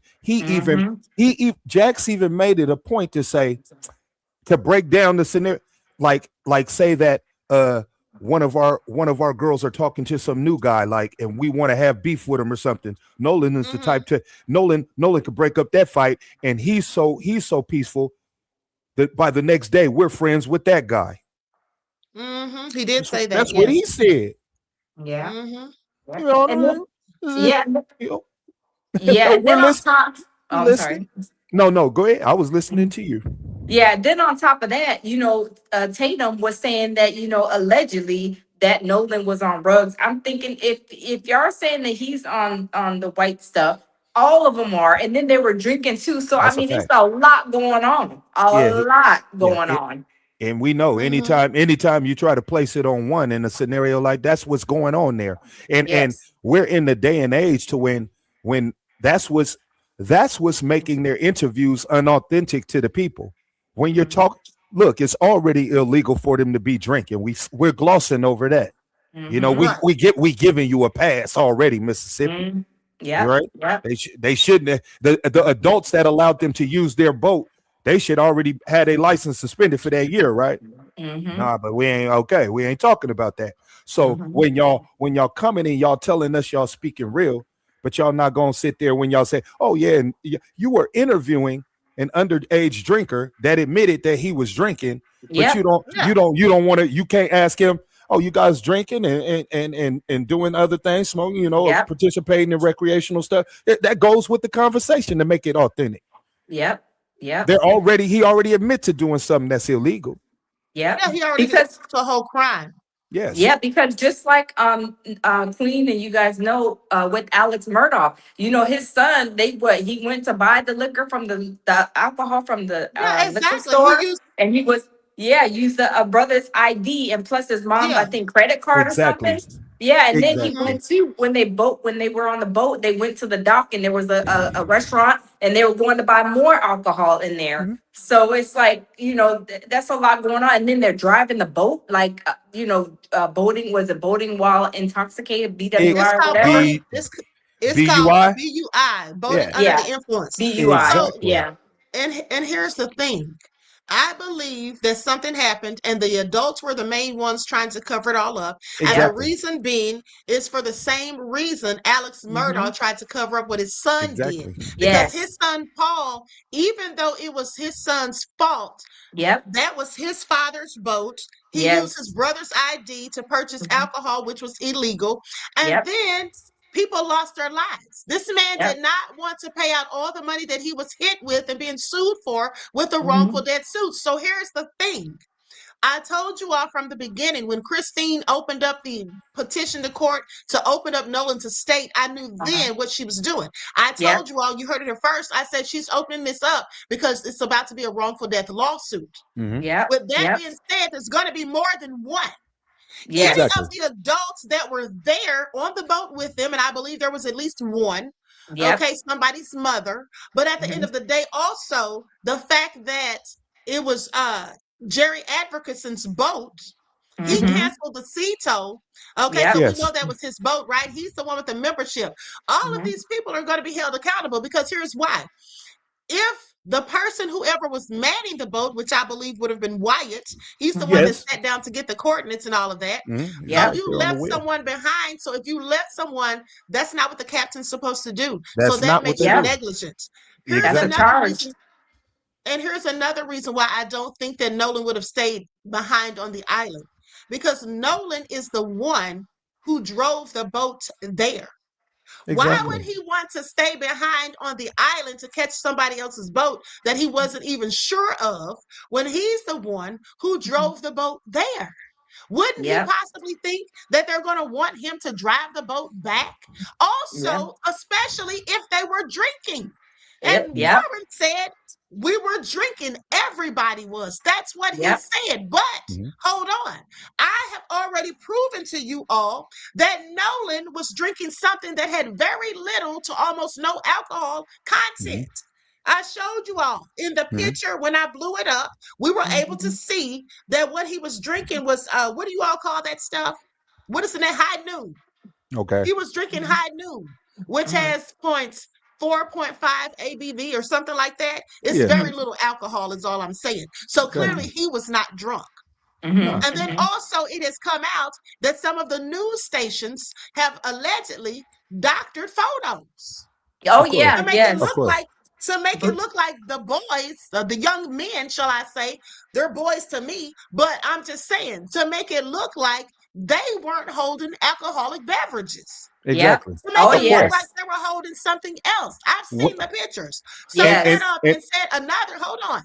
there. Another thing is they want to sit here and paint this narrative, specifically Rage Batum Tatum, that Nolan was doing illegal substances. Let's not use Mhm. the D word, but Yeah. Mhm. also at the same time, I already told you all that I was in a live twice, two different lives on two different occasions, and two Mhm. people from Ocean Springs said that those particular groups, that Mhm. particular group of boys is on illegal substances. Now, Yeah, I I'm not remember. saying they are or not. I'm just I Mhm. telling you what remember. people are saying down there Yep. in Ocean Springs. And Yep. also my whistleblower who's from Ocean Springs, who Mhm. was on here, also talked about the illegal substances that people Exactly. of their age and of their skin tone and get involved in down there in Ocean Springs. And when you hear of one of them at a young age passing Mhm. away, it's usually because of an overdose. That's Yep. Yeah. what he said. So I Yep. have all the reason to believe that what they were doing was just projecting and trying to blame the victim and putting all of their own activities onto Nolan,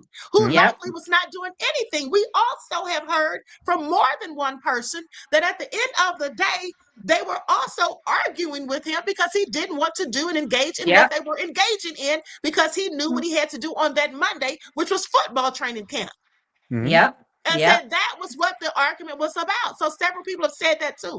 Either way, one of those altercations involved Nolan, as far as I'm concerned, and Yeah. it was Mhm. directly due to the people that he came there with, in my opinion. Now, I can't Yep. substantiate whether or not either of them did anything to him to take his life or to cause him to not Mhm. be here any longer. But the Mhm. bottom line is they all know something and they're not telling what they know. And that's just the fact of the Absolutely. matter. And the stuff they're saying is not making 1 ounce of sense. And they No. have committed, and also they're trying too damn hard. Yep. Yep. They're trying too hard Yeah. to The convince the people. Let me tell video you something. alone. Yep. That video alone is trying too hard. Yeah. And Exactly. why And did, not only that, yeah, not only why that, did, their own attorney. The own attorney yes. sitting there telling people that unless you go to Horn Island, you are no authority to speak on what happened, and that if you go to the island, you'll see that there's no way anything could have happened. First of all, that Mm, doesn't tell us any damn thing. And the reason I feel like the attorney keeps on saying something about nothing happened on Horn Island and being mm-hmm. so adamant about it is because he Yep. knows nothing happened on Horn Island, because whatever happened happened on a damn boat. Yep. And I Exactly. believe he absolutely Exactly. knows that. And the thing that's obvious that I just find that people who are on a national news, on a paid, on a Mm-hmm. how do they come out, and the people that are quote unquote the suspects Mm-hmm. show you this is where we were, when you obviously know to get that picture Mm-hmm. somebody is taking it from a whole nother boat, and nobody's gonna question who was on the boat. Nobody's Exactly. nobody's gonna ask who is the young ladies that's in the background on the video. Like, we see them, and we know that it's people take on another boat taking this video of you. You're not taking it of yourself. So it's like, how does that not even get asked? Yeah, you can tell from the distance. Hold on for a second. Wally the Truth TV says, or Wally the Truth says, the pop-up is Nolan's elbow, guy standing on back. Yeah, Well, here's the thing. I believe it was that's what he absolutely said. a body part of his. It was the Yep. same color as his skin tone. But also, Mm-hmm. someone said on TikTok, someone did a video the other day talking about how they ran the video through AI. And AI Mm-hmm. said that it was a body part, like an elbow or a foot or something like that. Yeah, I Yeah, seen they that. said that's what Oh, wow. AI said. I Okay, seen so that. we're not Oh, imagining things. We're not crazy. And what's yeah. interesting to me is that no matter how much evidence or how much whatever probable things that come out that would make us think that at least there should be probable cause, no one's Mm-hmm. arrested. Yep. They could have Exactly. arrested them and said they could have arrested them for BUI. They could have Yes. held them and had them all in separate rooms, interrogating them and asking them questions. They know what they could have done, but they're not doing any of that because to me it's a whole full-on cover-up, period. Yeah. That's a fact. Exactly. Exactly. That And I is the feel, It's a whole obvious cover-up. fact. yeah, Yep. and the thing about them being best friends, they're saying, well, I'm the best friend. I'm the best friend. I'm like, y'all are, I don't know what the thing is about them like ranting and raving over like them saying, the best friend. But Yeah. I really truly think that, of course, with the GoFundMe or Give Sins Go, whatever, they're trying to make this seem like they're the best friend. They're mourning him. They're doing all these things, but they ain't doing what they should be doing, and that's telling what really happened. But they're doing that because with the Alex Murdoch thing, that was a huge lawsuit. Yep. That was a huge lawsuit. So Yep. we know that they may have maybe $1 billion, of course, probably assets or whatever they have. But Mhm. in one sense, it's like we got to pay these people all this money. Their money only goes so far. And also with the insurance, are they on the insurance? Because just like, I was in a car accident recently and the person, they weren't on the insurance. So Mhm. if he's even Nolan's driving the boat, is he authorized to drive the boat? Is he covered by the insurance? Like, Absolutely not. Of course not. No. Why would he be? yeah, No, he's not exactly. under insurance. So at the Exactly. end of the day, these people know they were going to have to come out of the pocket. And I believe that's the whole reason for this cover up, just Yes. like with the Alex Murdoch case. And here's the thing for everybody listening, one of the main reasons that someone would not want to be involved in this is because they don't want to lose millions of dollars. And rich people Yes. are the last ones who want to lose their money. I don't care how much money they have. They could be Yes. billionaires, trillionaires. They don't want to Yes. lose millions of dollars. At all. Nobody in their right mind does. So I Yes. would think that people will go to great lengths to cover up something that could Yes. potentially cost them financial ruin. Second of all, Mm-hmm. we already know that to be true in some cases because Alex Mm-hmm. Murdoch was willing to murder his wife and his own And son son. just to Yep. avoid legal In history, we consequences. can go back with some big time. Yeah, this is And yeah. that's Yes. my whole point. But there's People no do need, but that. that's my whole point. So that's just Yes. something logical that people do because some people act like they can't get a grasp of why Yep. they don't just, if it was an accident, why don't they just say it? Well, it's not that easy Yes. for rich people. Okay, it was Yes. an accident, but what if it was an accident because you were drunk? What was it? That's Yep. What right. if it was an accident because someone did Under the illegal influence. substances? At the Yep. That's end right. of the day, the bottom line is the adults are going to Mm-hmm. be responsible. And these Yes. people don't want to give up millions of dollars, and who They would? don't want to. That's just They what it don't want is. to get up $10. So let At alone, all. and those boating accidents, they are big. They're big amounts. So yeah, And Huge. this let's is not forget, and hold on, let's not forget that I also told you all that Warren's father was named, Dr. Benjamin Hudson was already named in a wrongful death lawsuit before. Not that he was Mhm. blamed individually, but his colleagues and himself were blamed for something that happened to a patient at the hospital. So the Oh yeah, bottom I seen line that. is, you really think he wanted to be involved in this again? Of course not, because that would be not only financial ruin, that could ruin his reputation. And there's a Yep. database where they keep track of these things as it happens to physicians or people in the medical field, the healthcare industry in general. So Yeah. that could really Yep. sully his reputation. That could also Mhm. cost him his career at the end Yep. of the day. I mean, these things Yep. could take a toll on his career, if not cost Mhm. it, but it could definitely take a toll. So nobody wants to go through that. Okay. Yep. And I absolutely believe Too when much you money. have someone who's a judge, Yep. you have attorneys that are these Mhm. people's parents, when you have people that are, doctors and all of that, Yep. Yep. they have all of these connections. Yep. So So, definitely, if they think they can cover something up, that's their first move, not to sound Yep. like laugh. that was Hold on. was said on the boat. Something about that.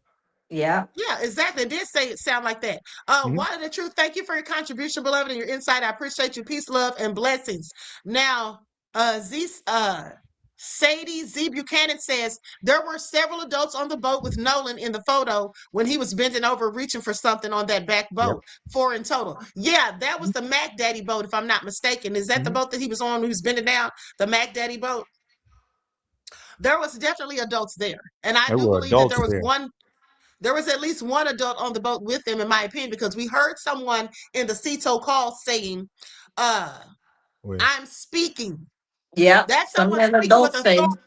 Like Oh, they're Mhm. yeah. telling everyone else to be silent because I'm speaking now. Wow. Okay. And Yep. let's not It was forget, see. that Warren said he called his mother 8 times. Why was he Mhm. calling her so relentlessly? Yeah, Mhm. probably because something happened. Yep. Okay, probably because something happened. And the person Mhm. on the boat could have been Judge Ashley Cole for all we know. I don't know. Exactly. And I'm But and it could yeah, have I been Yes. just her waited. on the boat. I waited. Yes. I believe it sounds like it. And because you see, Warren stepped out there, he stepped out there to protect her.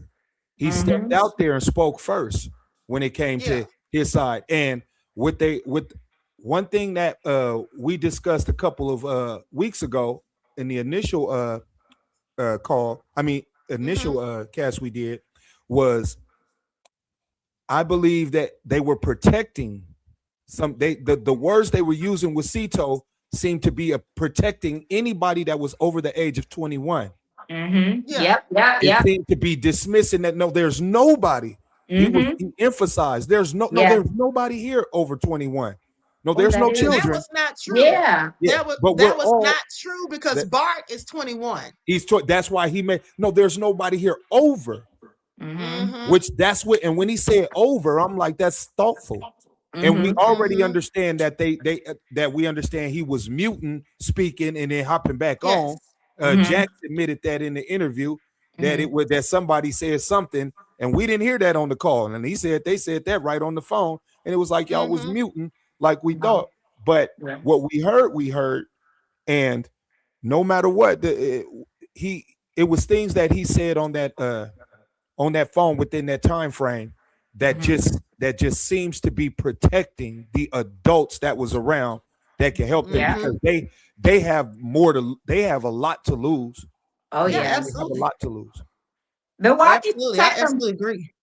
Yeah, why are they protecting Bart too? Because Bart, it seems like, remember they were saying, oh, Bart wasn't there. He was in Wyoming. Then the lawyer came out and said, well, they called Bart just to tow the boat. Yeah. Well, So of course they're it going to protect Bart because Bart's supposed to have been going trying to to the go to NFL or the trying to. Mm-hmm. Hold on. yeah.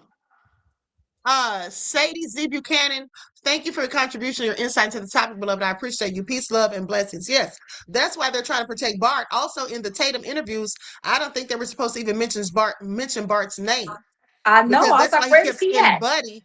But then Mm-hmm. after he said it, he just went on to continue to say it, I guess. But Mm-hmm. at the beginning, I don't think they wanted to even say his name. So there's Yeah. reasons why they don't want to They're bring up still certain trying to people. avoid people's names, and Yeah. Yeah. they keep stumbling on when to say friend and when to say somebody's name. Yeah. And also, where was Tristan? Tristan wasn't with the pack of friends, the No, pack of, he where went was to He, his he he was at? with uncle's his boat uncle. after the Yeah. altercation. That's who he No, came with, though. He came with his uncle. He wasn't with him in the beginning. no, That's no, right. no. I'm saying on the Tatum interview, where was Trayson? He Yeah. wasn't on there. Yeah. Now, why is he You on know, there? Could he not afford the lawyers and to be protected up under? Trayson already came under and did his piece. He probably didn't want to come back on there. But No, he. also, Yeah. we have to keep in mind that Warren came on there with those two guys for a reason. Yeah. Like I Mm, told you all, I heard that they were trying to get some sort of deal. And then after mhm. I said that, someone said, and I don't know if it's true or not, but I bet. someone said, Queen, that is AV. Okay, beloved. Someone said that at the end of the day, they were trying to act as though Miss Christine Wansley was trying to get a Netflix deal. That's what they were saying about her. So Oh. that just sounds like projection. Oh yeah, That sounds like absolutely. projection to me. Yeah, because they were in one of the interviews, the ones with Nancy Grace, and you mentioned it in your live the other day about how they were basically going and basically promoting and trying to, make money off of this with their alcohol and with the different things that they have going on, like, like they're Yeah, grifting that off of wasn't this. Yeah, that wasn't me that said that. That's what Big Kish said on his video. I just showed his video, Okay, but Big yeah. Kish, yeah, At the Big end of the Kish, day, yeah. at the end of the day, they're absolutely grifting off of this as far as I'm concerned. Mhm. Okay, they're absolutely grifting, but they want to sit there Yeah. and talk about Nolan's family is the ones that's grifting and being crump and all of that foolishness. Bottom line is, I absolutely think they did something. Okay, and they Mhm. all know something, and it's really bothering the hell out of Warren. Okay, I Yeah. think he's been Oh, for hotter than his sure. sleep at night. I think he Mhm. can't sleep at night, tossing and turning. Okay, I think Mhm. that he's just like really bearing down on him Yeah. because that's why you would look like that. Mhm. You You know what remember I'm saying? Jack That's why said you would look something like about that. he went when the people showed up at the house or something like that, and it was coming down to understanding that Nolan is missing. You remember he tried to say I went balled up in my room and I couldn't get myself together. I was freaking out or something like this. What you balling up for? You don't even know if he may still be alive. What you balling up for? Yeah. Just go look for him. They're saying things that are letting you know that no matter what, and what you said, Umar said it too, and we said it prior to, is that yes, we might cloud ourselves trying to just figure out the murder or what happened to Nolan, if it's a quote unquote something violent, something happened in that fashion. We might confuse ourselves, but one thing that's obvious is that it seems to be a very high chance that it's an accessory after the fact of something. And something, Mhm. some you guys did something with this body, because if it was something that was organic that happened, we wouldn't even be talking about. Nobody would even have to be explaining what they did after a time period.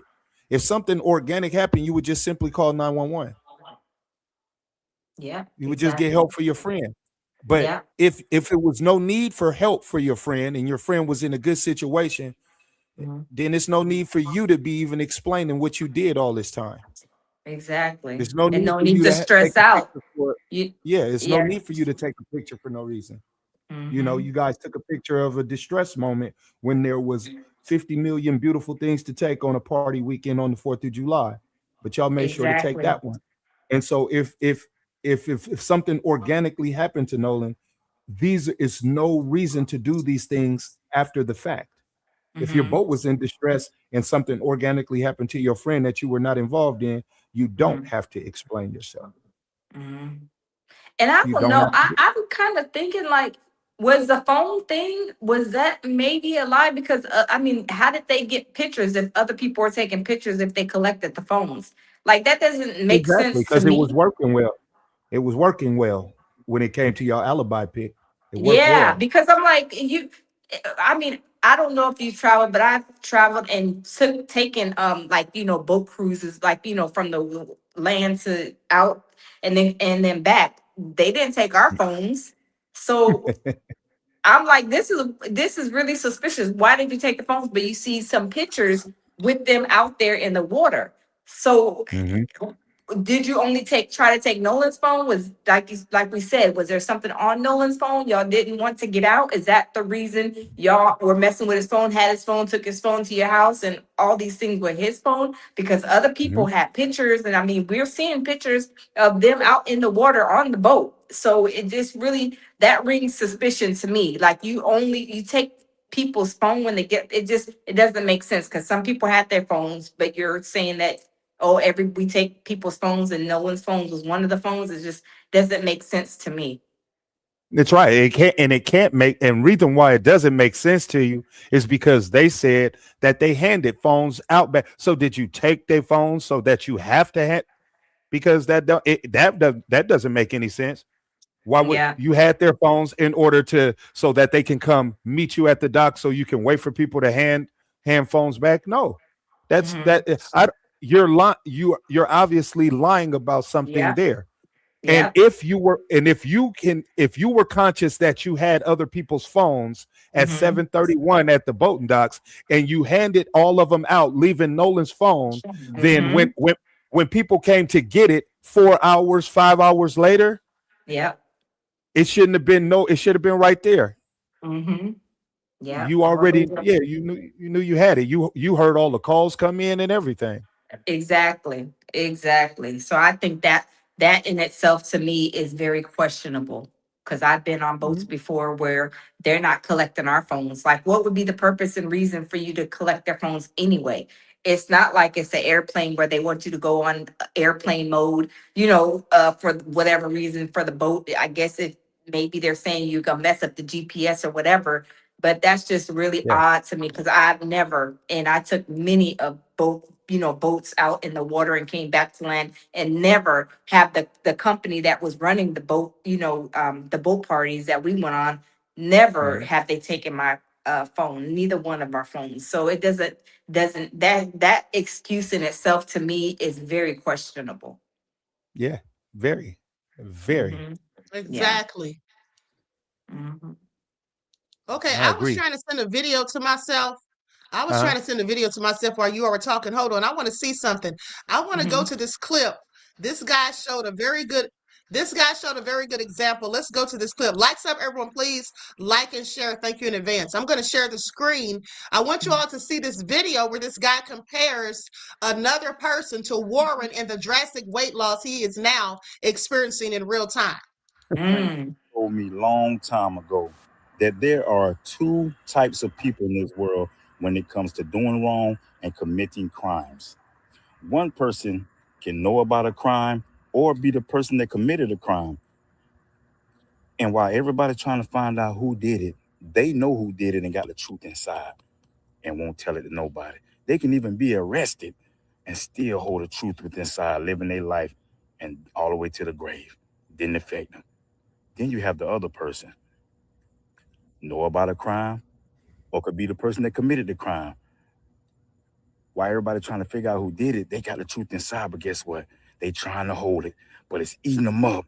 They losing weight. It's hard to eat. Feel like they about to die. They just gotta get this out, and then they end up confessing and telling that they did the crime.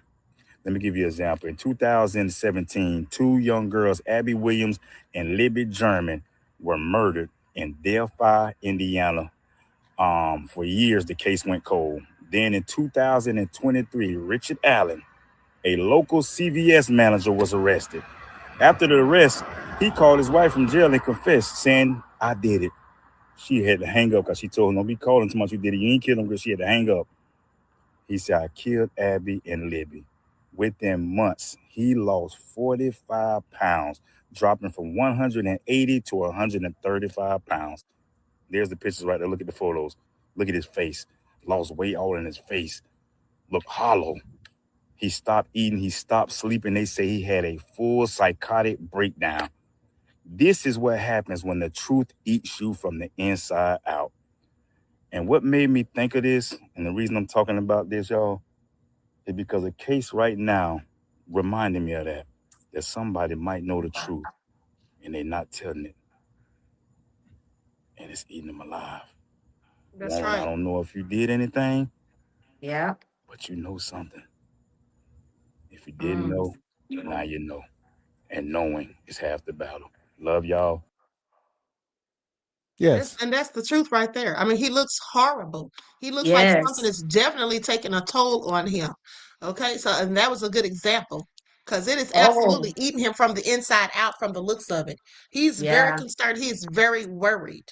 Okay, Yes. He looks they know bad. exactly what happened. Oh And yeah. the pressure is on. He's Mm-hmm. concerned and confused and worried. How long is this going to have to keep going? When are Yep. we going to just not be able, when are we going to be able to move past this? Is Mm-hmm. this going to haunt us for the rest of our lives?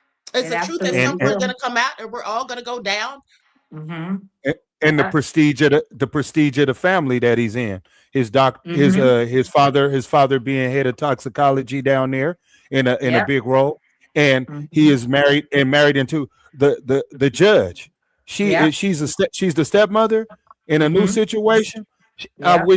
I wish he would mess up this new thing. I wish Yep. he would mess up my prestige. Yep. What is his mother? Do Yep. y'all know his mother's occupation? Not the I don't biological. know. No, I don't. Not the biological, because I I don't hear don't them know. saying nothing about that biological mother, but the No, stepmother, that oh, she's a judge, you know. Well, they because don't say it's anything about about her because prestige. he doesn't live with her. Yeah, Yes. yeah. Yeah. Hmm And Yeah, it's about he doesn't prestige. live with her. Yeah. Mm-hmm. Yep. It's Yeah. about that prestige. It's something he has to keep up, especially with her being the household, and she has to be the type to where, yeah, if this is your mom's household, it's one thing, but Yep. on in my household with the prestigious job that I hold down here, I wish Mm-hmm. it would be anything involving something that insinuates a crime of something like this that the people may think it is. It can come right next to me. And if I am involved in some type of way, placing me there, if I was around or if I knew adults or a call, if I helped out in any kind of way, then Hmm nothing should fall on me because Warren did not have to jump out there like that. But he jumped in there, he jumped out there saying, I got to protect my mom and my little brother. Mm-hmm. For what? Yeah, You he need did to be say that. protecting you. You need to be Yep. protecting you. Exactly. And that's a lot of And weight the, loss. and I mean, that's a lot. I mean, he looks like going from like maybe 20 something to his normal age. He looks like an old man. That's Exactly. bad. he could be stressed out because, like he said, he has to protect his mother and his little brother. Maybe he's thinking if he did do anything or had something to do with it or knowledge of it, which I absolutely think that he does have knowledge clearly. But the Mm-hmm. bottom line is he would also be thinking that he has to protect his mother and his little brother from anything that he may have done to cause them discomfort. To cause Yep. them to be further embarrassed and humiliated. That could be the thing Exactly. too. We don't It know. Mm-hmm. is. You know what I'm Well, Yeah. saying? that makes a great point because if we're thinking in our age, but I had a teenager. I work with the youth and everything. In this generation, I do see something that's consistent that when teenagers get of an age where they're going into adulthood and the immature play in games that worked amongst their friend group and they step into an Hmm adult world and they see how we decipher and then they have to look back like, dang, they catching me on it. It does stress them out. They get stressed out because they've never been caught in that capacity. And the naivete and for him to come out, he really genuinely thought he was saying something and he was smarter enough to cover up a track. But people just dissected it. And the young man is seeing that like they really own you. And it seems to be stressing him out. Yeah. Well, it is stressing him out because, for one, I think that he's absolutely a narcissist. And the reason I Oh. think that is because just from what I've seen and heard of him, and also the fact that narcissists cannot take criticism. Even if it's Mm-hmm. constructive criticism, they can't take it. And they don't Yeah. like when people think bad things about them. They try to always Yep. have everyone looking at them as though there's something they're really not. They know that they're not Yeah. these things, but they want everyone else to be fooled and think that they are. So now it's like his smokescreen has come tumbling down. Now he's being scrutinized. Now he's being criticized. Now people are looking at him with a side eye and he doesn't know how to take it. And you have to understand that people, when they're rich and affluent, they have not dealt with the same things that regular people deal with on a regular basis. No. They have their Mm-hmm. privilege, they have their money, and they have their prestige. And anytime that is disrupted, they don't know what to deal with it or how to deal with it. And Yep. that's what this is to Exactly. me. This is why Yep. he's stressed the hell out and looking the way he's looking because he knows Yep. everyone's got him under a microscope. He knows that everyone's judging him. He knows that people are looking at them like they all did something shady. And even if they didn't, that we feel like they know who did. Yep. That's right. Exactly. He Exactly. cannot handle the pressure.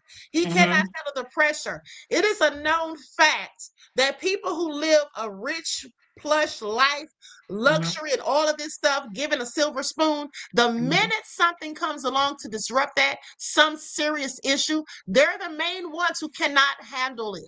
Yep. Because they've never True. had to handle it.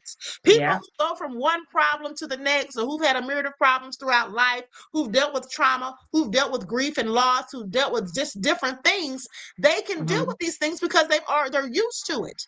It's part of Yes. their life. But at Yeah. the end of the day, somebody who thinks they're sitting high and looking low, and now all of a sudden they're being looked at just like anybody else. Mm-hmm. They're Yeah. being looked at like someone who's no better than the common criminal in prison. They're looking Yeah. at people are looking at them with an air of suspicion. Yeah, they can't take that. That's why At he's all. feeling like that.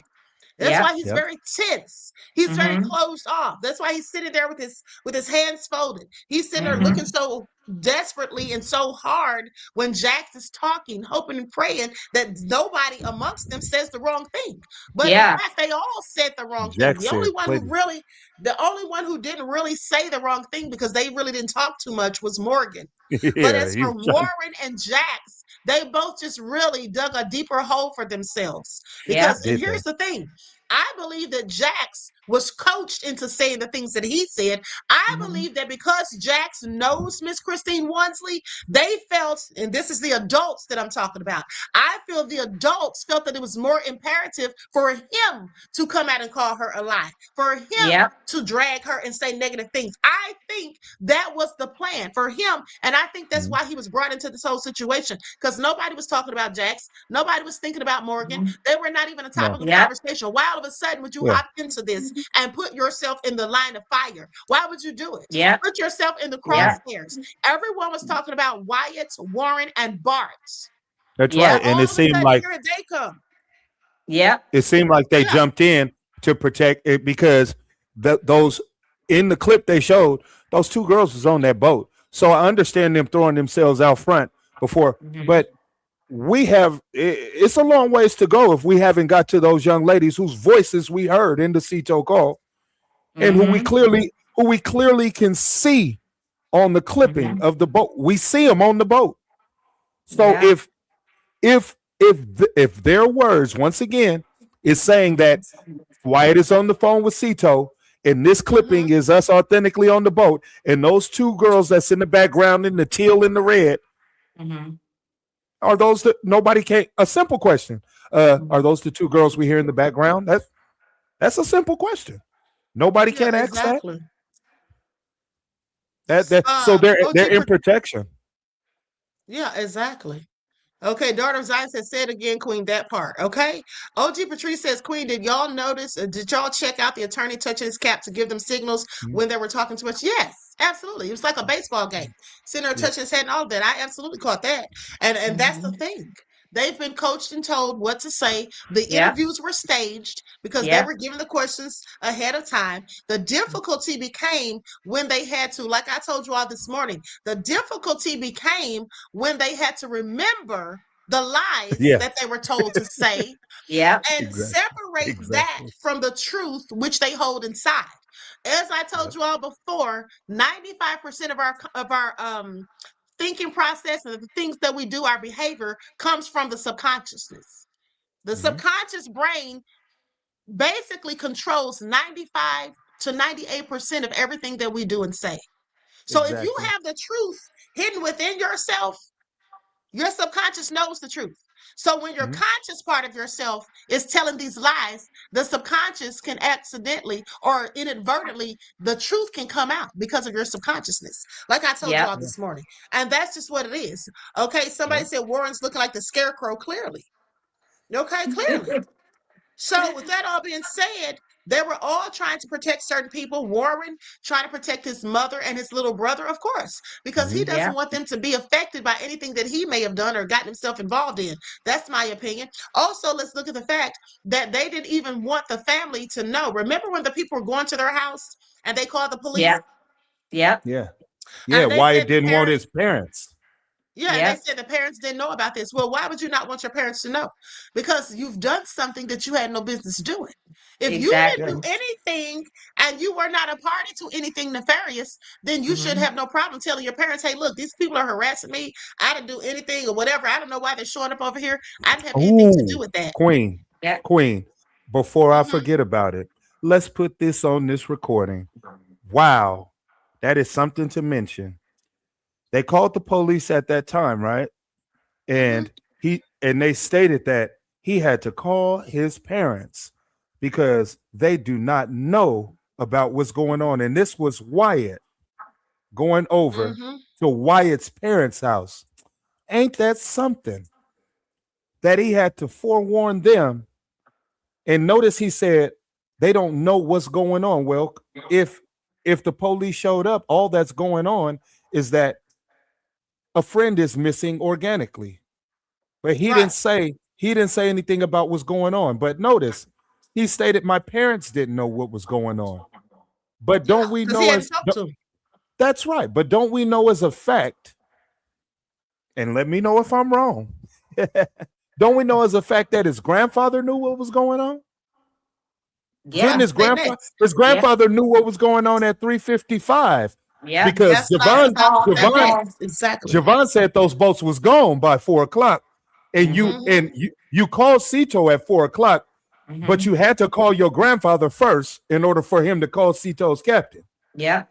So you skipped over your parents and you called your grandfather, and your grandfather didn't make it a point because whatever you told him and confided in, it was between grandson and grandfather. It had to be because your parents didn't know about this situation by midnight. Your Well, his grandfather knew grandfather, he yeah, knew he at knew three early o'clock. on. Yep. Well, that's likely because it was the grandfather's boat for one, Hmm. and for two, he probably has gone through things before, not to this magnitude. And again, this is just speculation, but Mhm. he may have gone through things before where he got in some trouble. And rather than calling his parents, because maybe the parents put a lot of pressure on him and he doesn't want to Mhm. disappoint them, because that tends to be the case a lot with these wealthy families. So maybe he Hmm. felt more comfortable in the past calling his grandfather. His grandfather could have been helping him get out of things, and the parents not ever know about it because the grandfather never told him. So maybe that's That's why he true. did the same thing again.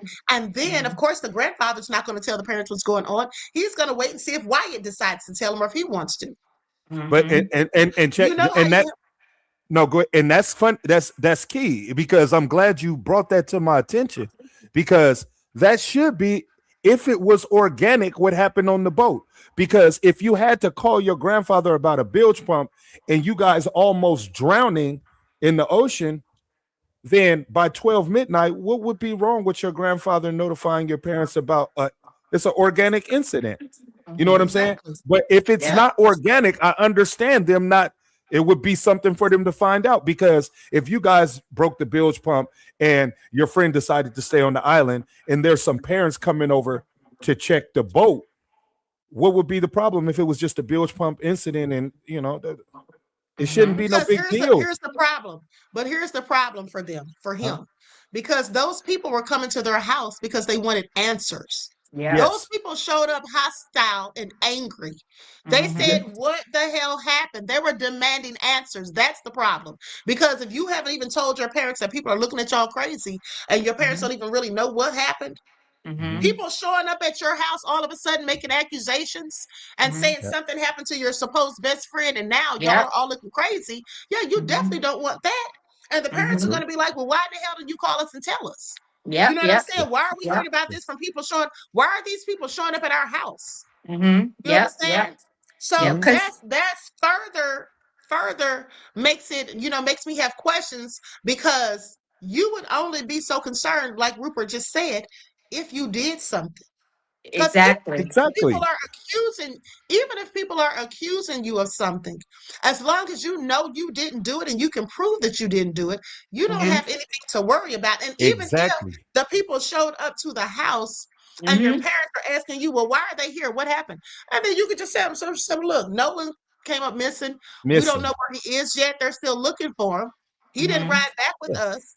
And so these people are upset. I don't know Hmm. where he is. I don't know what Right. happened. That could Yeah. be your attitude. But if you Mhm. absolutely know what the hell happened to him, and especially if you were a party to it or you saw it and Mhm. didn't do anything to stop it, then Yep. yes, you're going to have a hard time explaining that to your parents. Your parents are going to be already upset that people are Mhm. showing up at their house unexpected. And who are these people? How do they know where we live? And why are they Yep. so mad? This is their Yep. reputation at stake. Now you're making the whole family look bad. That's Mhm. what this Exactly. is. Yeah. Because then Exactly. Christine Keep said, Exactly. it moving. yeah, I'm sorry, then, go ahead.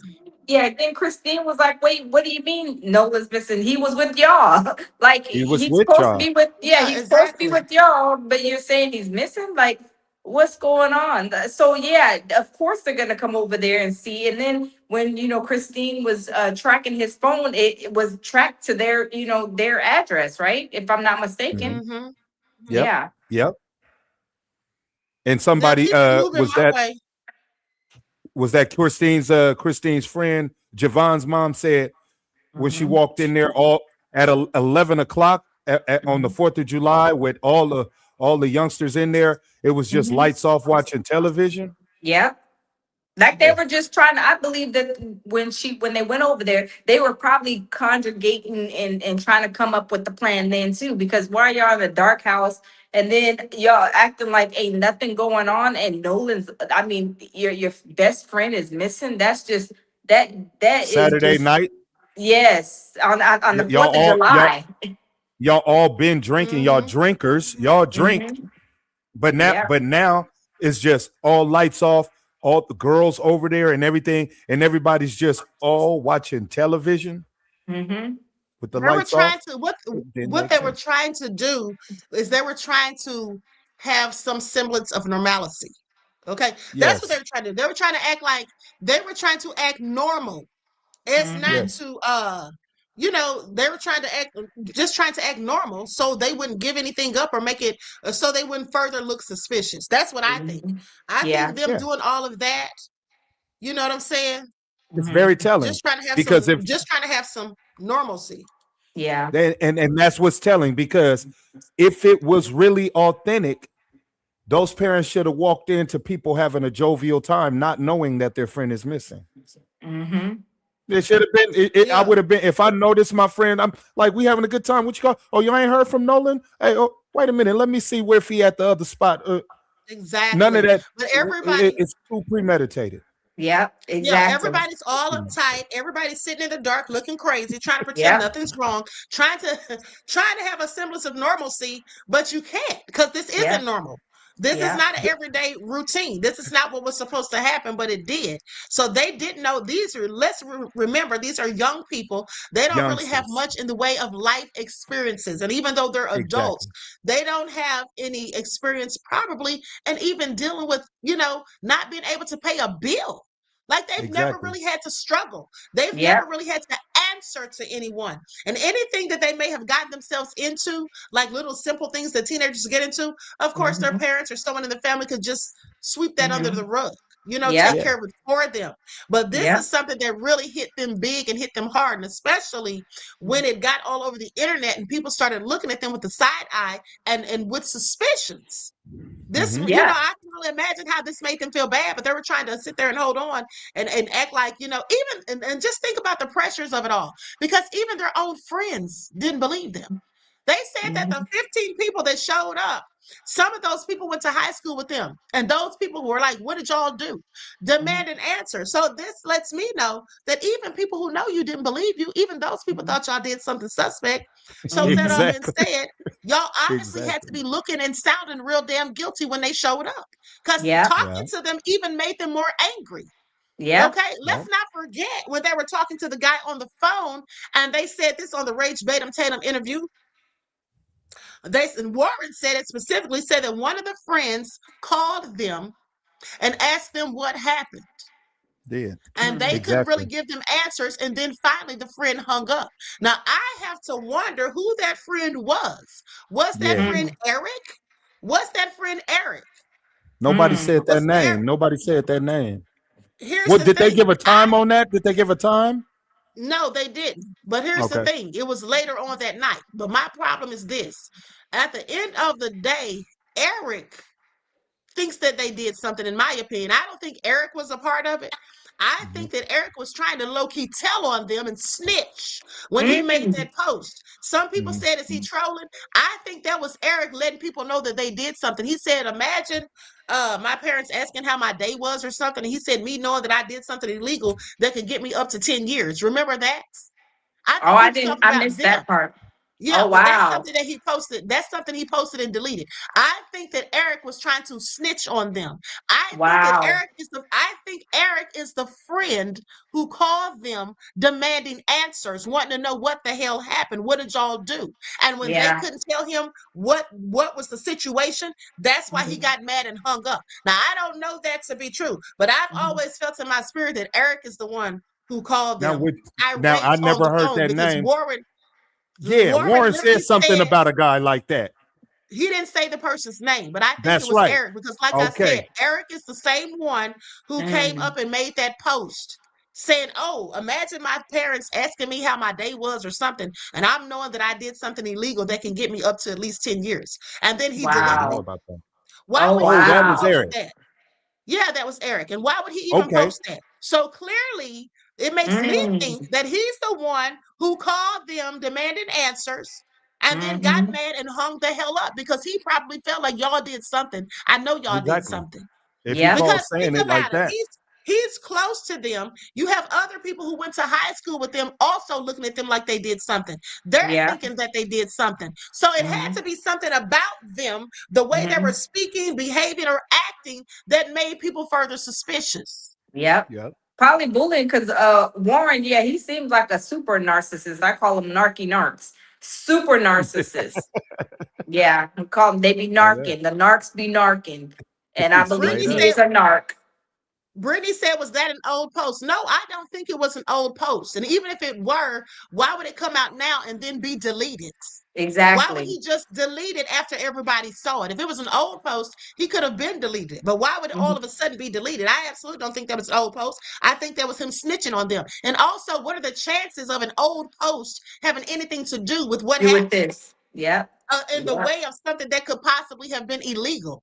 That was Yes. him And telling 10 on them, as years. far as I'm concerned. Yeah, 10 And years He in was prison. That's nothing. That ain't like stealing a candy bar, you know? he was yeah, definitely, in my opinion, like I said, letting us know that Mm-hmm. something happened. That's Yeah. right. Keisha exactly. said the locals know. Locals know. Yes, absolutely. I listen. Mm-hmm. I've been Yeah. hearing from people down there that Yep. they are saying stuff. Yep. That's why Yep. he's losing all this weight. People think Yep. that it's just because of the people online saying things that's why he's worried. I can Mm-hmm. assure you, Warren and whoever else is a whole lot more concerned about what people in Ocean Springs are saying. They don't Mm-hmm. know us online. They don't have to Mm-hmm. listen to us or be ridiculed by us or any of that because they don't have to deal with us. But the Yep. Oh people yeah. that you live around, you Oh, have they to deal with do those people. If the Yep. whole immediately. town's looking at you crazy with a side eye, saying that you did something or accusing you of it or whatever, or feeling Yep. like you know who did it, you're just not saying anything, that's got to be a whole lot. Oh, a Yes. whole lot, and not even the thing for because it's national. Mm-hmm. If these guys have siblings, younger siblings that go to Mm-hmm. school and things like that, oh, Yep. people are on their neck. Yes. Them Yes. kids are on their neck. It's gonna cause problems. Mm-hmm. Yep. If Yeah. I find, if I'm in a junior high setting and I have siblings and everything, and those youngsters are out there and seeing this every day and know that, oh, you Hudson's brother, and they're going to be on it. It's going to Mm-hmm. cause problems. Mm-hmm. Exactly. Mm-hmm. Hold on. Yeah. Somebody wants to see a picture of Eric. I'm going to pull it up because I have a picture of him Okay. somewhere. Oh, okay. Also, let me just say, keep it moving my way. I said one thing I can't get off my mind, Nolan and Katie. All right. Hmm. I mean, I definitely think Katie knows more than she's letting on. Thank you for your Of insight into course. the topic and your contribution to the channel, beloved. I appreciate you. Peace, love, and blessings. Okay, you all can continue with the conversation. I'm just looking for Yeah. this picture of I Eric. Yeah. What was it? It was Yes. something I wanted to throw out there too that we spoke on we spoke on the timing of I just can't believe that Warren got on there and doubled down and doubled down on that being Wyatt on the phone with Cito during the one and only picture they chose to take in distress and them double down on it like that. I just don't think he really knew how much time that implicated, and he definitely couldn't know about Jayvon mentioning that time 3 weeks ago. I just found that to be amazing, and I think that if we see him that next time, shoot, he might be looking like the scarecrow by then. Because Yeah. Oh yeah. when he Well, if he realized did know, he probably he forgot, couldn't have. about that what Jayvon said. They Oh can't boy. remember their lies. Because Yeah. that's the question I wanted to propose to you then. That's where it brought it back up. So wouldn't that explain? Do you guys really now, knowing that Jayvon places their boats being untied and already gone by 4 o'clock, them doubling down on a video clip on the officer's thing on the interview, stating that picture shows Wyatt on the phone with Cito at this time, and we know the Cito call came in at 4 o'clock to 4:08, and we know that Jax already said we was about 2,000 meters away from land. Do you think that they're lying about leaving at 4:31 now? How could they have left with all this information? Yeah. How could they have left at 4:31? How could they have?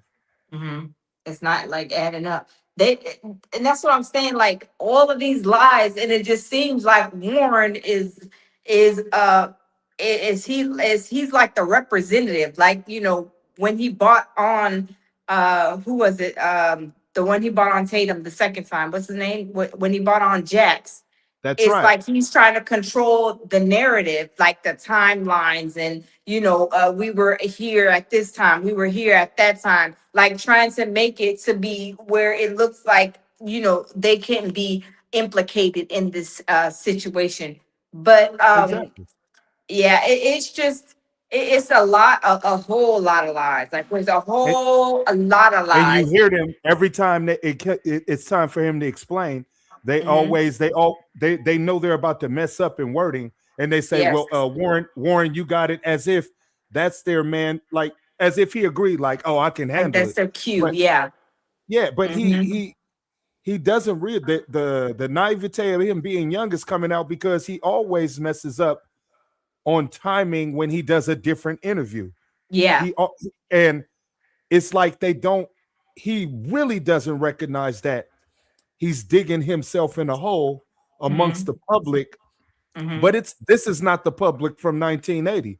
This is the public that can really do investigative work and put it out there. And the thing is, they're investigate anything we say is not as credible until the suspect says something. Yeah. The suspect said it. What can I say? What can I say when he's saying it? Yeah, exactly. And then, nowadays, of course, the climate has changed. Back then, there was no social media. It was only the No. news. We had to believe what the news was saying. But now you got Facebook, TikTok, all these social media platforms, people doing their own research. And this thing, they probably thought that it was not going to go outside of the perimeters of Ocean Spring. But now that with the social media, it has taken off, and they're like, oh my goodness, we didn't think that we were going to get caught, for one. But for two, it's all the way.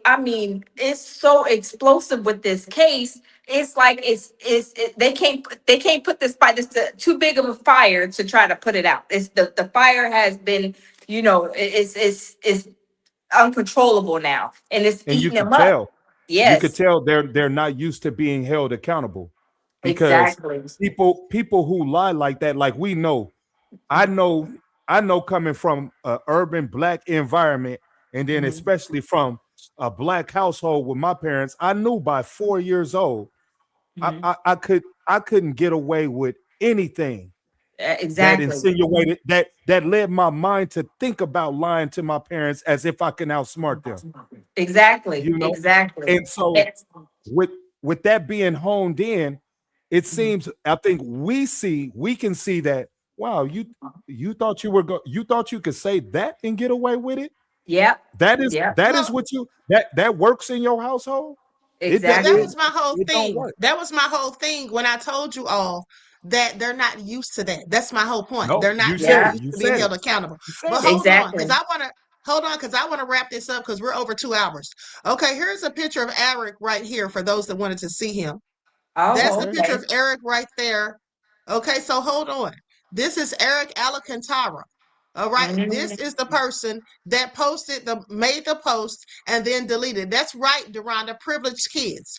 Okay, so Yep. now with that all being said, I'm going to this video and I'm gonna go to a couple of more points and then we're out of here because I Okay. don't want to be on here all night. I have to be up early in the morning. Mhm.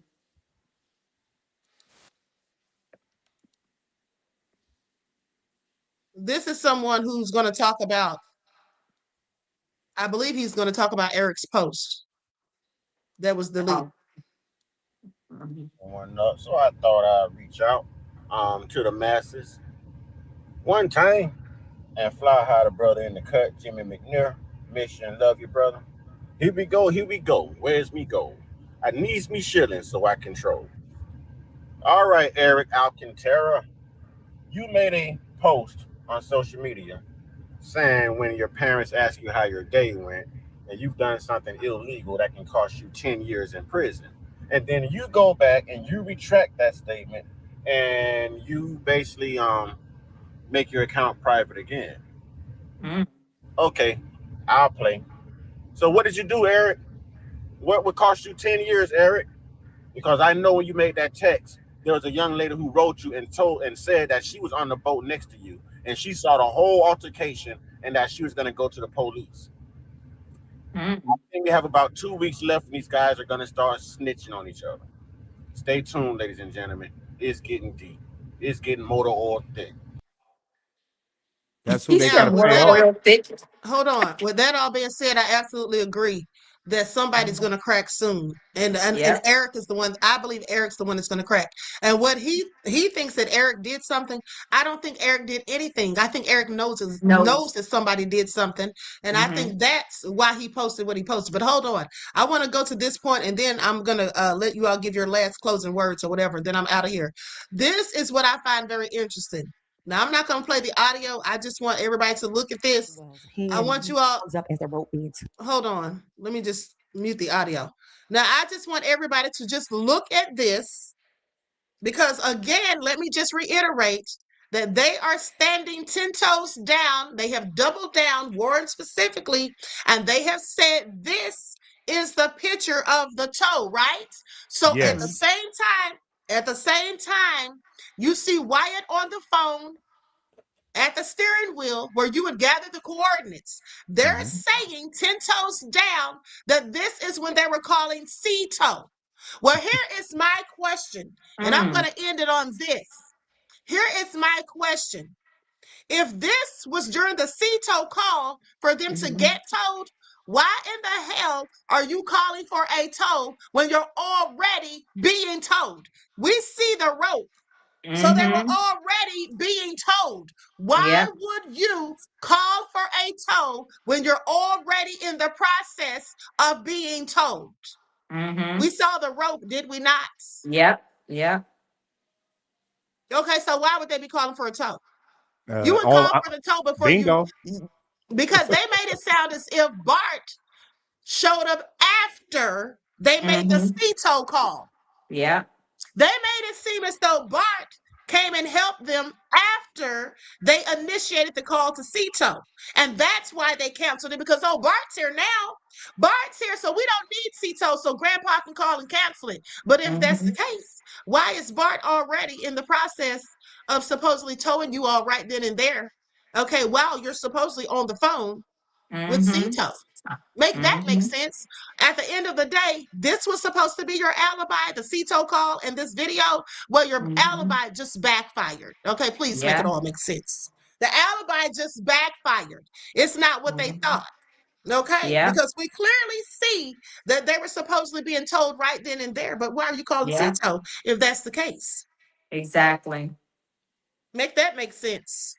Yeah. Did y'all call Bart? Did y'all want Bart to put something on his boat for y'all? Something that was on y'all's boat? Bart had a bigger Mhm. boat. He had the Triton, 22-foot Triton with the compartments where you can keep fish, where you can store Uh-huh. things. The two things that I showed you all before, okay, Yep. I showed you all in the other video where something Mhm. was, where there's room to store things in that Mhm. boat, right? Yep. Okay, Yes. well, with that all being said, that's why y'all called Bart. That's what y'all wanted Bart to do, right? Yep. Yeah, I Yes. believe that's what y'all wanted Bart to do. Okay, I Mhm. believe that's absolutely what y'all wanted Bart to do. Period. Exactly. Because Yep. Exactly. let's go back to it. Hold on, I'm gonna pull this back up. Mm-hmm.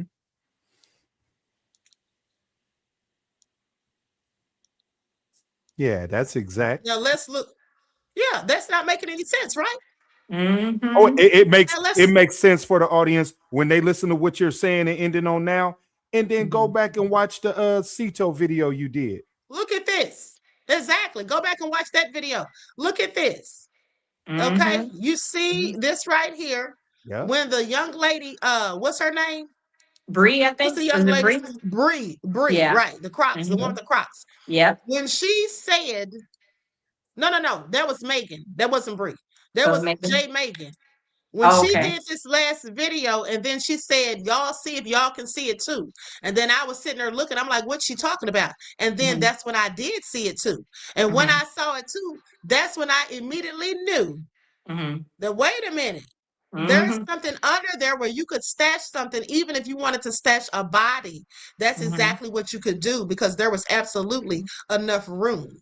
Mhm. Exactly. Okay, there was absolutely enough room. So that's what Bart was Yeah. likely doing, in my opinion. I can't say that 100%, but I just Mhm. No, have but that several makes questions. logic. Yeah. That and that goes back to what we said on the Cito call, and you Mhm. just stated why would they call Cito when you're showing a picture now after you already say you just called Cito? Why you're showing a picture now that you are already being told why you calling him? Yep. So Exactly. that lets you know that the call to the grandfather that never made it to your parents is Mhm. about something mischievous. Mhm. It's about something mischievous Yep. because that Mm-hmm. that part it why would he be calling them to cancel and you be calling them at all if Mhm. the ropes you already had the Jayvon attested that you already had ropes, so Mhm. y'all had the ability to tow right then and there. Mhm. So that is leaning towards our stuff that Cito was an alibi call to get Cito to say they never came out, and you stating just now, Queen, and showing the people that there was a whole thing that can fit a body in the fishing thing right there. You can Yep. load it with ice and everything. The only thing is that makes perfect sense. But what? Bart does not want to haul and have that body there overnight before they dump it. And Yep. that's where I think the alibi for Cito came in. There For it Mhm. is right there. Cito to do it. Yeah, Those look at two it. compartments, Yeah, you could put a Yep. those body two in there compartments, and fill it up with ice. Yep. those two compartments right there are big Mhm. enough for somebody Mhm. to store a body in at the end of the day. And like I Mhm. also said, this is why I believe Bart's boat, the information on his boat was not added to the investigative report. Mhm. Mhm. Okay. They all are hiding the truth, in my opinion, like I said. And Yeah. the truth is going to eventually come out because it's Yep. only so long you can hide it. We already Yep. see all these different things coming out right now, even as we're speaking. Every day there's something new coming out. It's so Mhm. funny. I want you all to pay attention. It seems to me as if Nolan is speaking to us from the grave because Yeah. when you Mhm. look at the fact that they thought that the Cito call, now just listen to this. When you factor in, they made the Cito call allegedly, in my opinion, to establish their alibi. Mhm. Mhm. Okay. So then during the Cito call, we captured, or it was captured on audio, all of the stuff they were saying in the background. Mhm. So the thing that they wanted to exonerate them is the very thing that has them looking guilty, in my opinion. Also, that picture of the boat or that video of the boat right there, that's Mhm. very telling. That's supposed to be another part of their alibi, but it Mhm. too makes them look more guilty because what in the hell is that darting up off the floor? That's the same color Mm-hmm. as Nolan's skin. Why are Yep. you all getting your boat towed, but you're in the process of calling Cito? He's literally on the Yep. phone, but y'all are saying this is when you're towing your boat. But also, who in the hell's taking a video of y'all towing a boat when you're in distress, just like Rupert Mm. said, but not when you're having good times and everything's all fine and chill? Yep. Make that make Mhm. sense. Exactly. Okay, make Yep. that make sense. So the truth's coming out one way or another, whether they Yep. like it or Somebody's not, gonna. One and way. they're going to continue to be stressed out. Yep. And somebody's Yep. gonna break. And I think they're gonna break very soon because Said 30 exactly. days, the way that Warren is looking right now, I mean, he looking like a Freddy Cougar, but he is like really, really has, I mean, lost a lot of weight. So we know that this is taking a toll on him. And this is only 30 days. So could you imagine in the next month what he's gonna look like? And You're then gonna they're gonna be start Hmm. looking like cracking. the scarecrow. Yeah, Yes, yes, that's right. like bones, nothing but bones next 30 days. Let me tell you something, and here's another thing too. How you know that these people don't want to give them, and I'm talking about Ledbetter, the DA, and all of them, Angel, Myers, McElrath. How you Mm-hmm. know that they don't want to give them any consequences is Mm-hmm. because there's no way in the world that if all of the evidence that we've seen, and these Mm-hmm. are things that we can prove, Yep. Yep, we can prove exactly. we can prove by their own words that they said they were Mm-hmm. having the boat towed, that Yep. they Exactly. said that's the Mm-hmm. only reason they called Bart. But we Yep. Mhm. also know that Warren already told us that he called Bart that morning and asked Bart to come. So it wasn't that Bart just showed up out of nowhere to help y'all tow the damn boat. Y'all already called Bart that morning. Warren Mm-hmm. already told us he called him. So either you were lying then or you're lying now. But either way, Mm-hmm. you're lying. And You lying? innocent people who didn't do anything wrong don't have to tell lies. They don't Mm-hmm. have to keep the rules or any of the other BS that they've been doing clearly. Okay. So that all being said, I'm gonna let you all give your last thoughts or whatever, then we're out of here. Okay.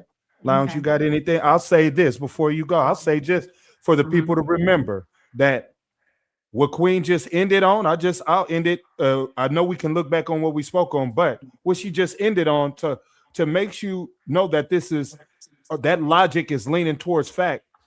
I Mm-hmm. just want the people to know, for the record, that Mm-hmm. if Nolan was underwater in the wash machine riptides of a saltwater for Mm-hmm. 30 hours. That's not a few days. That's just 30 hours. If he was Mm-hmm. under there for 30 hours and washed back up, Mm-hmm. they there would be no reason to have to use dental records to identify him. Exactly. Salt water would preserve a body Preserve. like Nolan's Yep. for up to 2 weeks. It can preserve a body. Mm-hmm. But for a 30-hour period, Mm-hmm. Nolan would have came up looking like Nolan. Mm-hmm.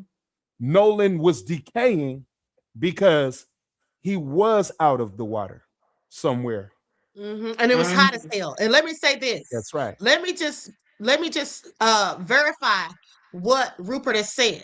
Salt water absolutely does slow down decomposition in Mhm, comparison to fresh water because mhm. high salt levels actually stop many different bacteria and insects from thriving. Exactly. Okay? Mm-hmm. Open ocean salt water does not mummify or permanently preserve a body, as Thank a you, Queen. wave action, in marine animals and gases can still cause a body to break down or float. But at the end of the day, a body that's been in salt water for 30 hours, yeah, I don't believe that you would absolutely need dental records to No. identify them. But if they were Yeah. just laying out where it's somewhere hot, like on the back of a boat or in a Mm-hmm. cramped container on a boat Mm-hmm. where you could store fish Yeah. for hours until someone could take that body and place That's it on right. a shoreline to make Mhm. it look like it just washed up there. Absolutely, you would probably need dental records to Mm-hmm. see what happened. And also, Exactly. here's the thing: let's not forget that maybe. Now, think about this. No one has said this. Mm-hmm. But think about the fact that maybe they didn't even need dental records to identify him. Maybe they just chose to because Yeah, they didn't want his parents to see him. Because correct. maybe he Mm-hmm. looked like he had been beaten up or bruised or Correct, some because they sort Oh, of never way got to see of the true. body. something other than him simply drowning. Because the Exactly. reason they said they used dental records, or the reason they used dental records, is because they didn't let the parents see the body. The parents never Exactly. saw him. So if the parents never saw him, how else are they going to identify him besides the Mm-hmm. use of dental records? Mm-hmm. Wow. Okay, Yeah. so maybe he wasn't even decomposed to the point that they can't recognize him. Mm-hmm. Maybe there was enough showing that something wasn't Mm-hmm. right. And so they Yeah. didn't want the parents to see that. And that's just a theory. Like I said, I'm just throwing things Mm-hmm. out Great. there. But the Yeah. truth That's is great. going to eventually come out. Okay. Absolutely. Wow. With that Absolutely. all I being agree. said, yeah. And with that all being Wow. said, Lounge, do you have anything else you want to say, beloved? Yeah, I just piggyback off of what you just said. Time is of the essence. They're gonna crack. We already see Warren breaking down, Mm-hmm. losing weight, and is eating them all up. They're gonna crack sooner or later. I would say probably within the Wow. next month or even in the next couple of weeks, they're gonna crack because it's really eating them up. But Yeah. we're gonna get to the bottom of this. We're gonna keep Nolan Wells' name alive. We're gonna continue to talk about him no matter what threats that they put out there on all of us social media content creators.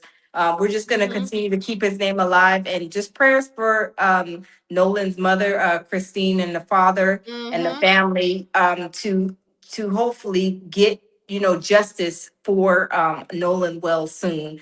But I also wanted to say to everybody that shout out to Queen Amadaya Shakur. She's Shout about to out. hit 50K subscribers. So Thank y'all, you. we Thank are you. going to celebrate Why not? 50K subscribers when Queen hits her 50K subscribers. And if you guys are not subscribed to her channel and y'all are just watching after the live, please take some time out to hit the subscribe, because Queen is the queen of receipts, and she's a queen of receipts, for a reason, because she delivers us great content, and this Thank is you. her passion. That she's not doing this because it's just something to make some money off of. No, Queen No. has been doing this. This is what Queen's It's channel a is about. passion. And just yes. So if you guys are not subscribed to her channel, please subscribe to her channel and Yes. continue to come and get all of the tea, all of the information, all of her works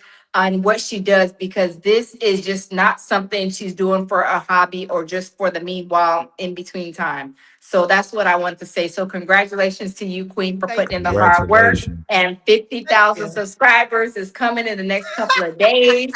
And we're shooting for 100K. We're gonna shoot for Oh, that's 100K, possible. Queen, and we're gonna get you that Listen. plaque.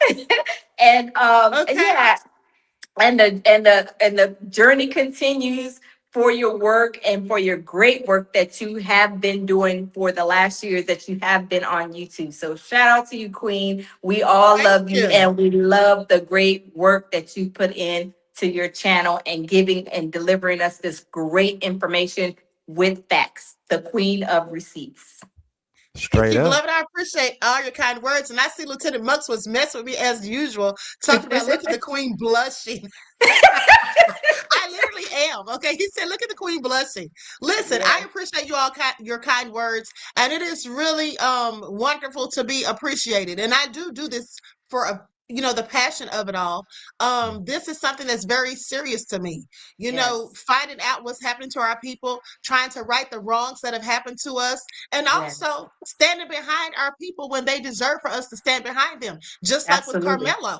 Yes, We know what really happened to Carmelo. We know he was railroaded. You know what yes, I'm saying? yes. It's not, and they tried to paint it as if, oh, you all are protecting a murderer. Well, he's not a Mhm. murderer to us with sense. Even the Yes, white folk who have sense know that he's not a murderer, that he was simply exactly. protecting and defending himself. There's just always certain people who want to paint narratives. Okay, and Yep, I don't care about their narratives. I don't care who likes me or who doesn't. At the end of the day, I'm exactly. all about truth and fairness. If you're Yes, right, you're right. And if you're wrong, you're wrong. And to me, it doesn't matter what race you are. Okay, because if you're absolutely. wrong, I'm going to tell you you're wrong. And if you're right, Exactly. I'll say that too. That's just what it is. Exactly. That's And right. so, that all being Absolutely. said, listen, I really appreciate you guys for coming on here. I We appreciate know. everyone for tuning Appreciate in. you. Mhm. Thank you. And Appreciate I you Mhm. will be back. for allowing me to even come out there. Both of you ladies, beautiful ladies. I love it. You guys made my night for me to Mhm. in my night and Aw. then go into to the school district tomorrow, but to know that I had a night like this to have great dialogue, great conversation, and something that may help in the investigation of what happened to this young man, and then also enlighten our community to make sure that we keep and stay on point and never regress in being intelligent and knowledgeable and using our own intuition to help figure something out like this. Hold on. Byron Barnes said, Queen, I've been rocking with you since you had the countdown timer intros. You are a one of one. Rider. Thank you, beloved. You know I forgot about that. Thank you. And let me just tell you all something funny before I go. Listen, always listen to your haters. Because in the hatred that they have for you, they will also tell you things that can benefit you. All you have to do is listen, because no one watches you harder than your own haters. And it was a hater of mine who told me, oh, your channel's just basic. You don't have any intros, no outros. And now I have both. Now my whole broadcast is like a production as far as I'm concerned. Yes, So absolutely. and I'm still here. And the person who told me that, they're no longer even on YouTube. You know what I'm saying? So these haters come and go. Hey, The haters come and go, but real exactly. Haters come and go, but real authentic people, they'll stay forever. And let me say one more thing. There was a study, and those of you who follow my spiritual channel, you know this. There was a study. It was called the Spain study, SPANE. During that study, they tried to find out which of our emotions radiate the highest in frequency. And you know which one it was? Everyone would probably think that it was love, but that's not it. The one that radiated the highest with frequency was authenticity. Exactly. Oh, wow. Authenticity. So I want you all to pay attention, because people who are real, true to themselves and authentic, those people, they can always reach people. They can always have a dialogue and a conversation. They can always, benefit other people, not just themselves. But people who are just, not original, they want to copy other people. They suffer from an identity crisis. See, here's the thing. Anytime you feel the need to copy someone or something else, when you can't speak your own words, when you can't think your own thoughts, but you have to rather mimic what someone else is doing, you're trying to be that person. It's because you're insecure about yourself, and they can put up a front on the outside and make it look like they think they're the God's greatest thing since sliced bread. But the bottom line is those people are always insecure. It's something about them that they may not let everyone else see or know, but they feel insecure. And that's why they do those things. And I want to bring up the young man from Cambridge. The young man who recently people were talking about, saying that he got caught for plagiarism. Yeah. And then he deleted himself. Oh, and the one in UK? Overseas? Yeah. Okay, so yeah. So think about that. That young man, I don't know if he committed the plagiarism or not, but if he did, that would be a reason why he probably took himself out. Because the thing is, he was not being original, or anyone, I'm not going to say him, but I'll say anyone who is plagiarizing someone else's work, or you're benefiting off of what someone else does, it's not really your own. You really have to have a low opinion of yourself, because that's the only reason you would feel that you need to use someone else's creativity to make yourself look good. Because you know, deep down inside, you can't hide the truth from yourself. You can hide the truth from everyone else. And this also applies to Warren. Whatever the truth is that Warren knows, he can hide it from everyone else. He can try to do damage control. He can put out all kinds of narratives or whatever, but he cannot hide the truth from himself. No one can. And what you do when you try to is you end up losing yourself. And sometimes it can even cost you your life. Because you base your whole life around, putting on this aura or putting up this facade, and then it comes crumbling down. Who are you? You don't even know who you are, because you already suffer from an identity crisis. And I'm going to leave it at that. Okay, so everyone, please, I want to thank you all for tuning in. Please like, share, subscribe. Okay, make sure you turn your notifications on. And I will see you all in the morning with your morning wake-up call. Until then, beloveds, I want to thank you all for tuning in once again. Each one teach one. That's how we grow and thrive. Do something productive, constructive, but never destructive. And always remember to keep the Most High first in your lives. Peace. Bye-bye. Peace, y'all. Bye. Bye. I'm on your ass. facts, I just got to know. What up with that audio?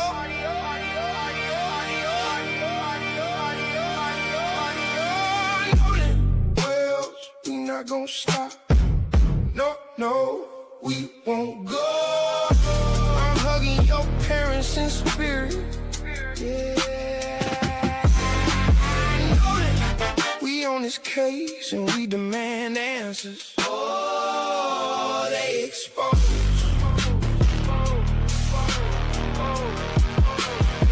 The real queen of receipts. Dropping.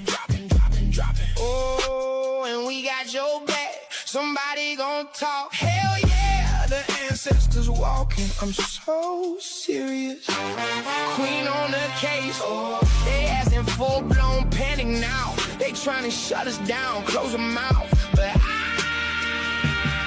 I just won't. Damn that. Well, we not gon' stop. No. We won't go. I'm hugging your parents in spirit. Yeah. Nolan, we on this case and we demand answers. Oh, they expose. What happened to you? We tied.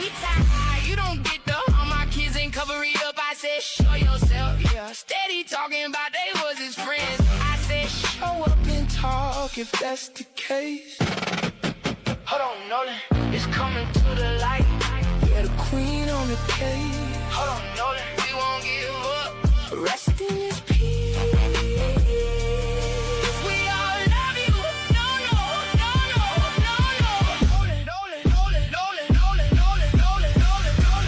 Well, we not gonna stop. No.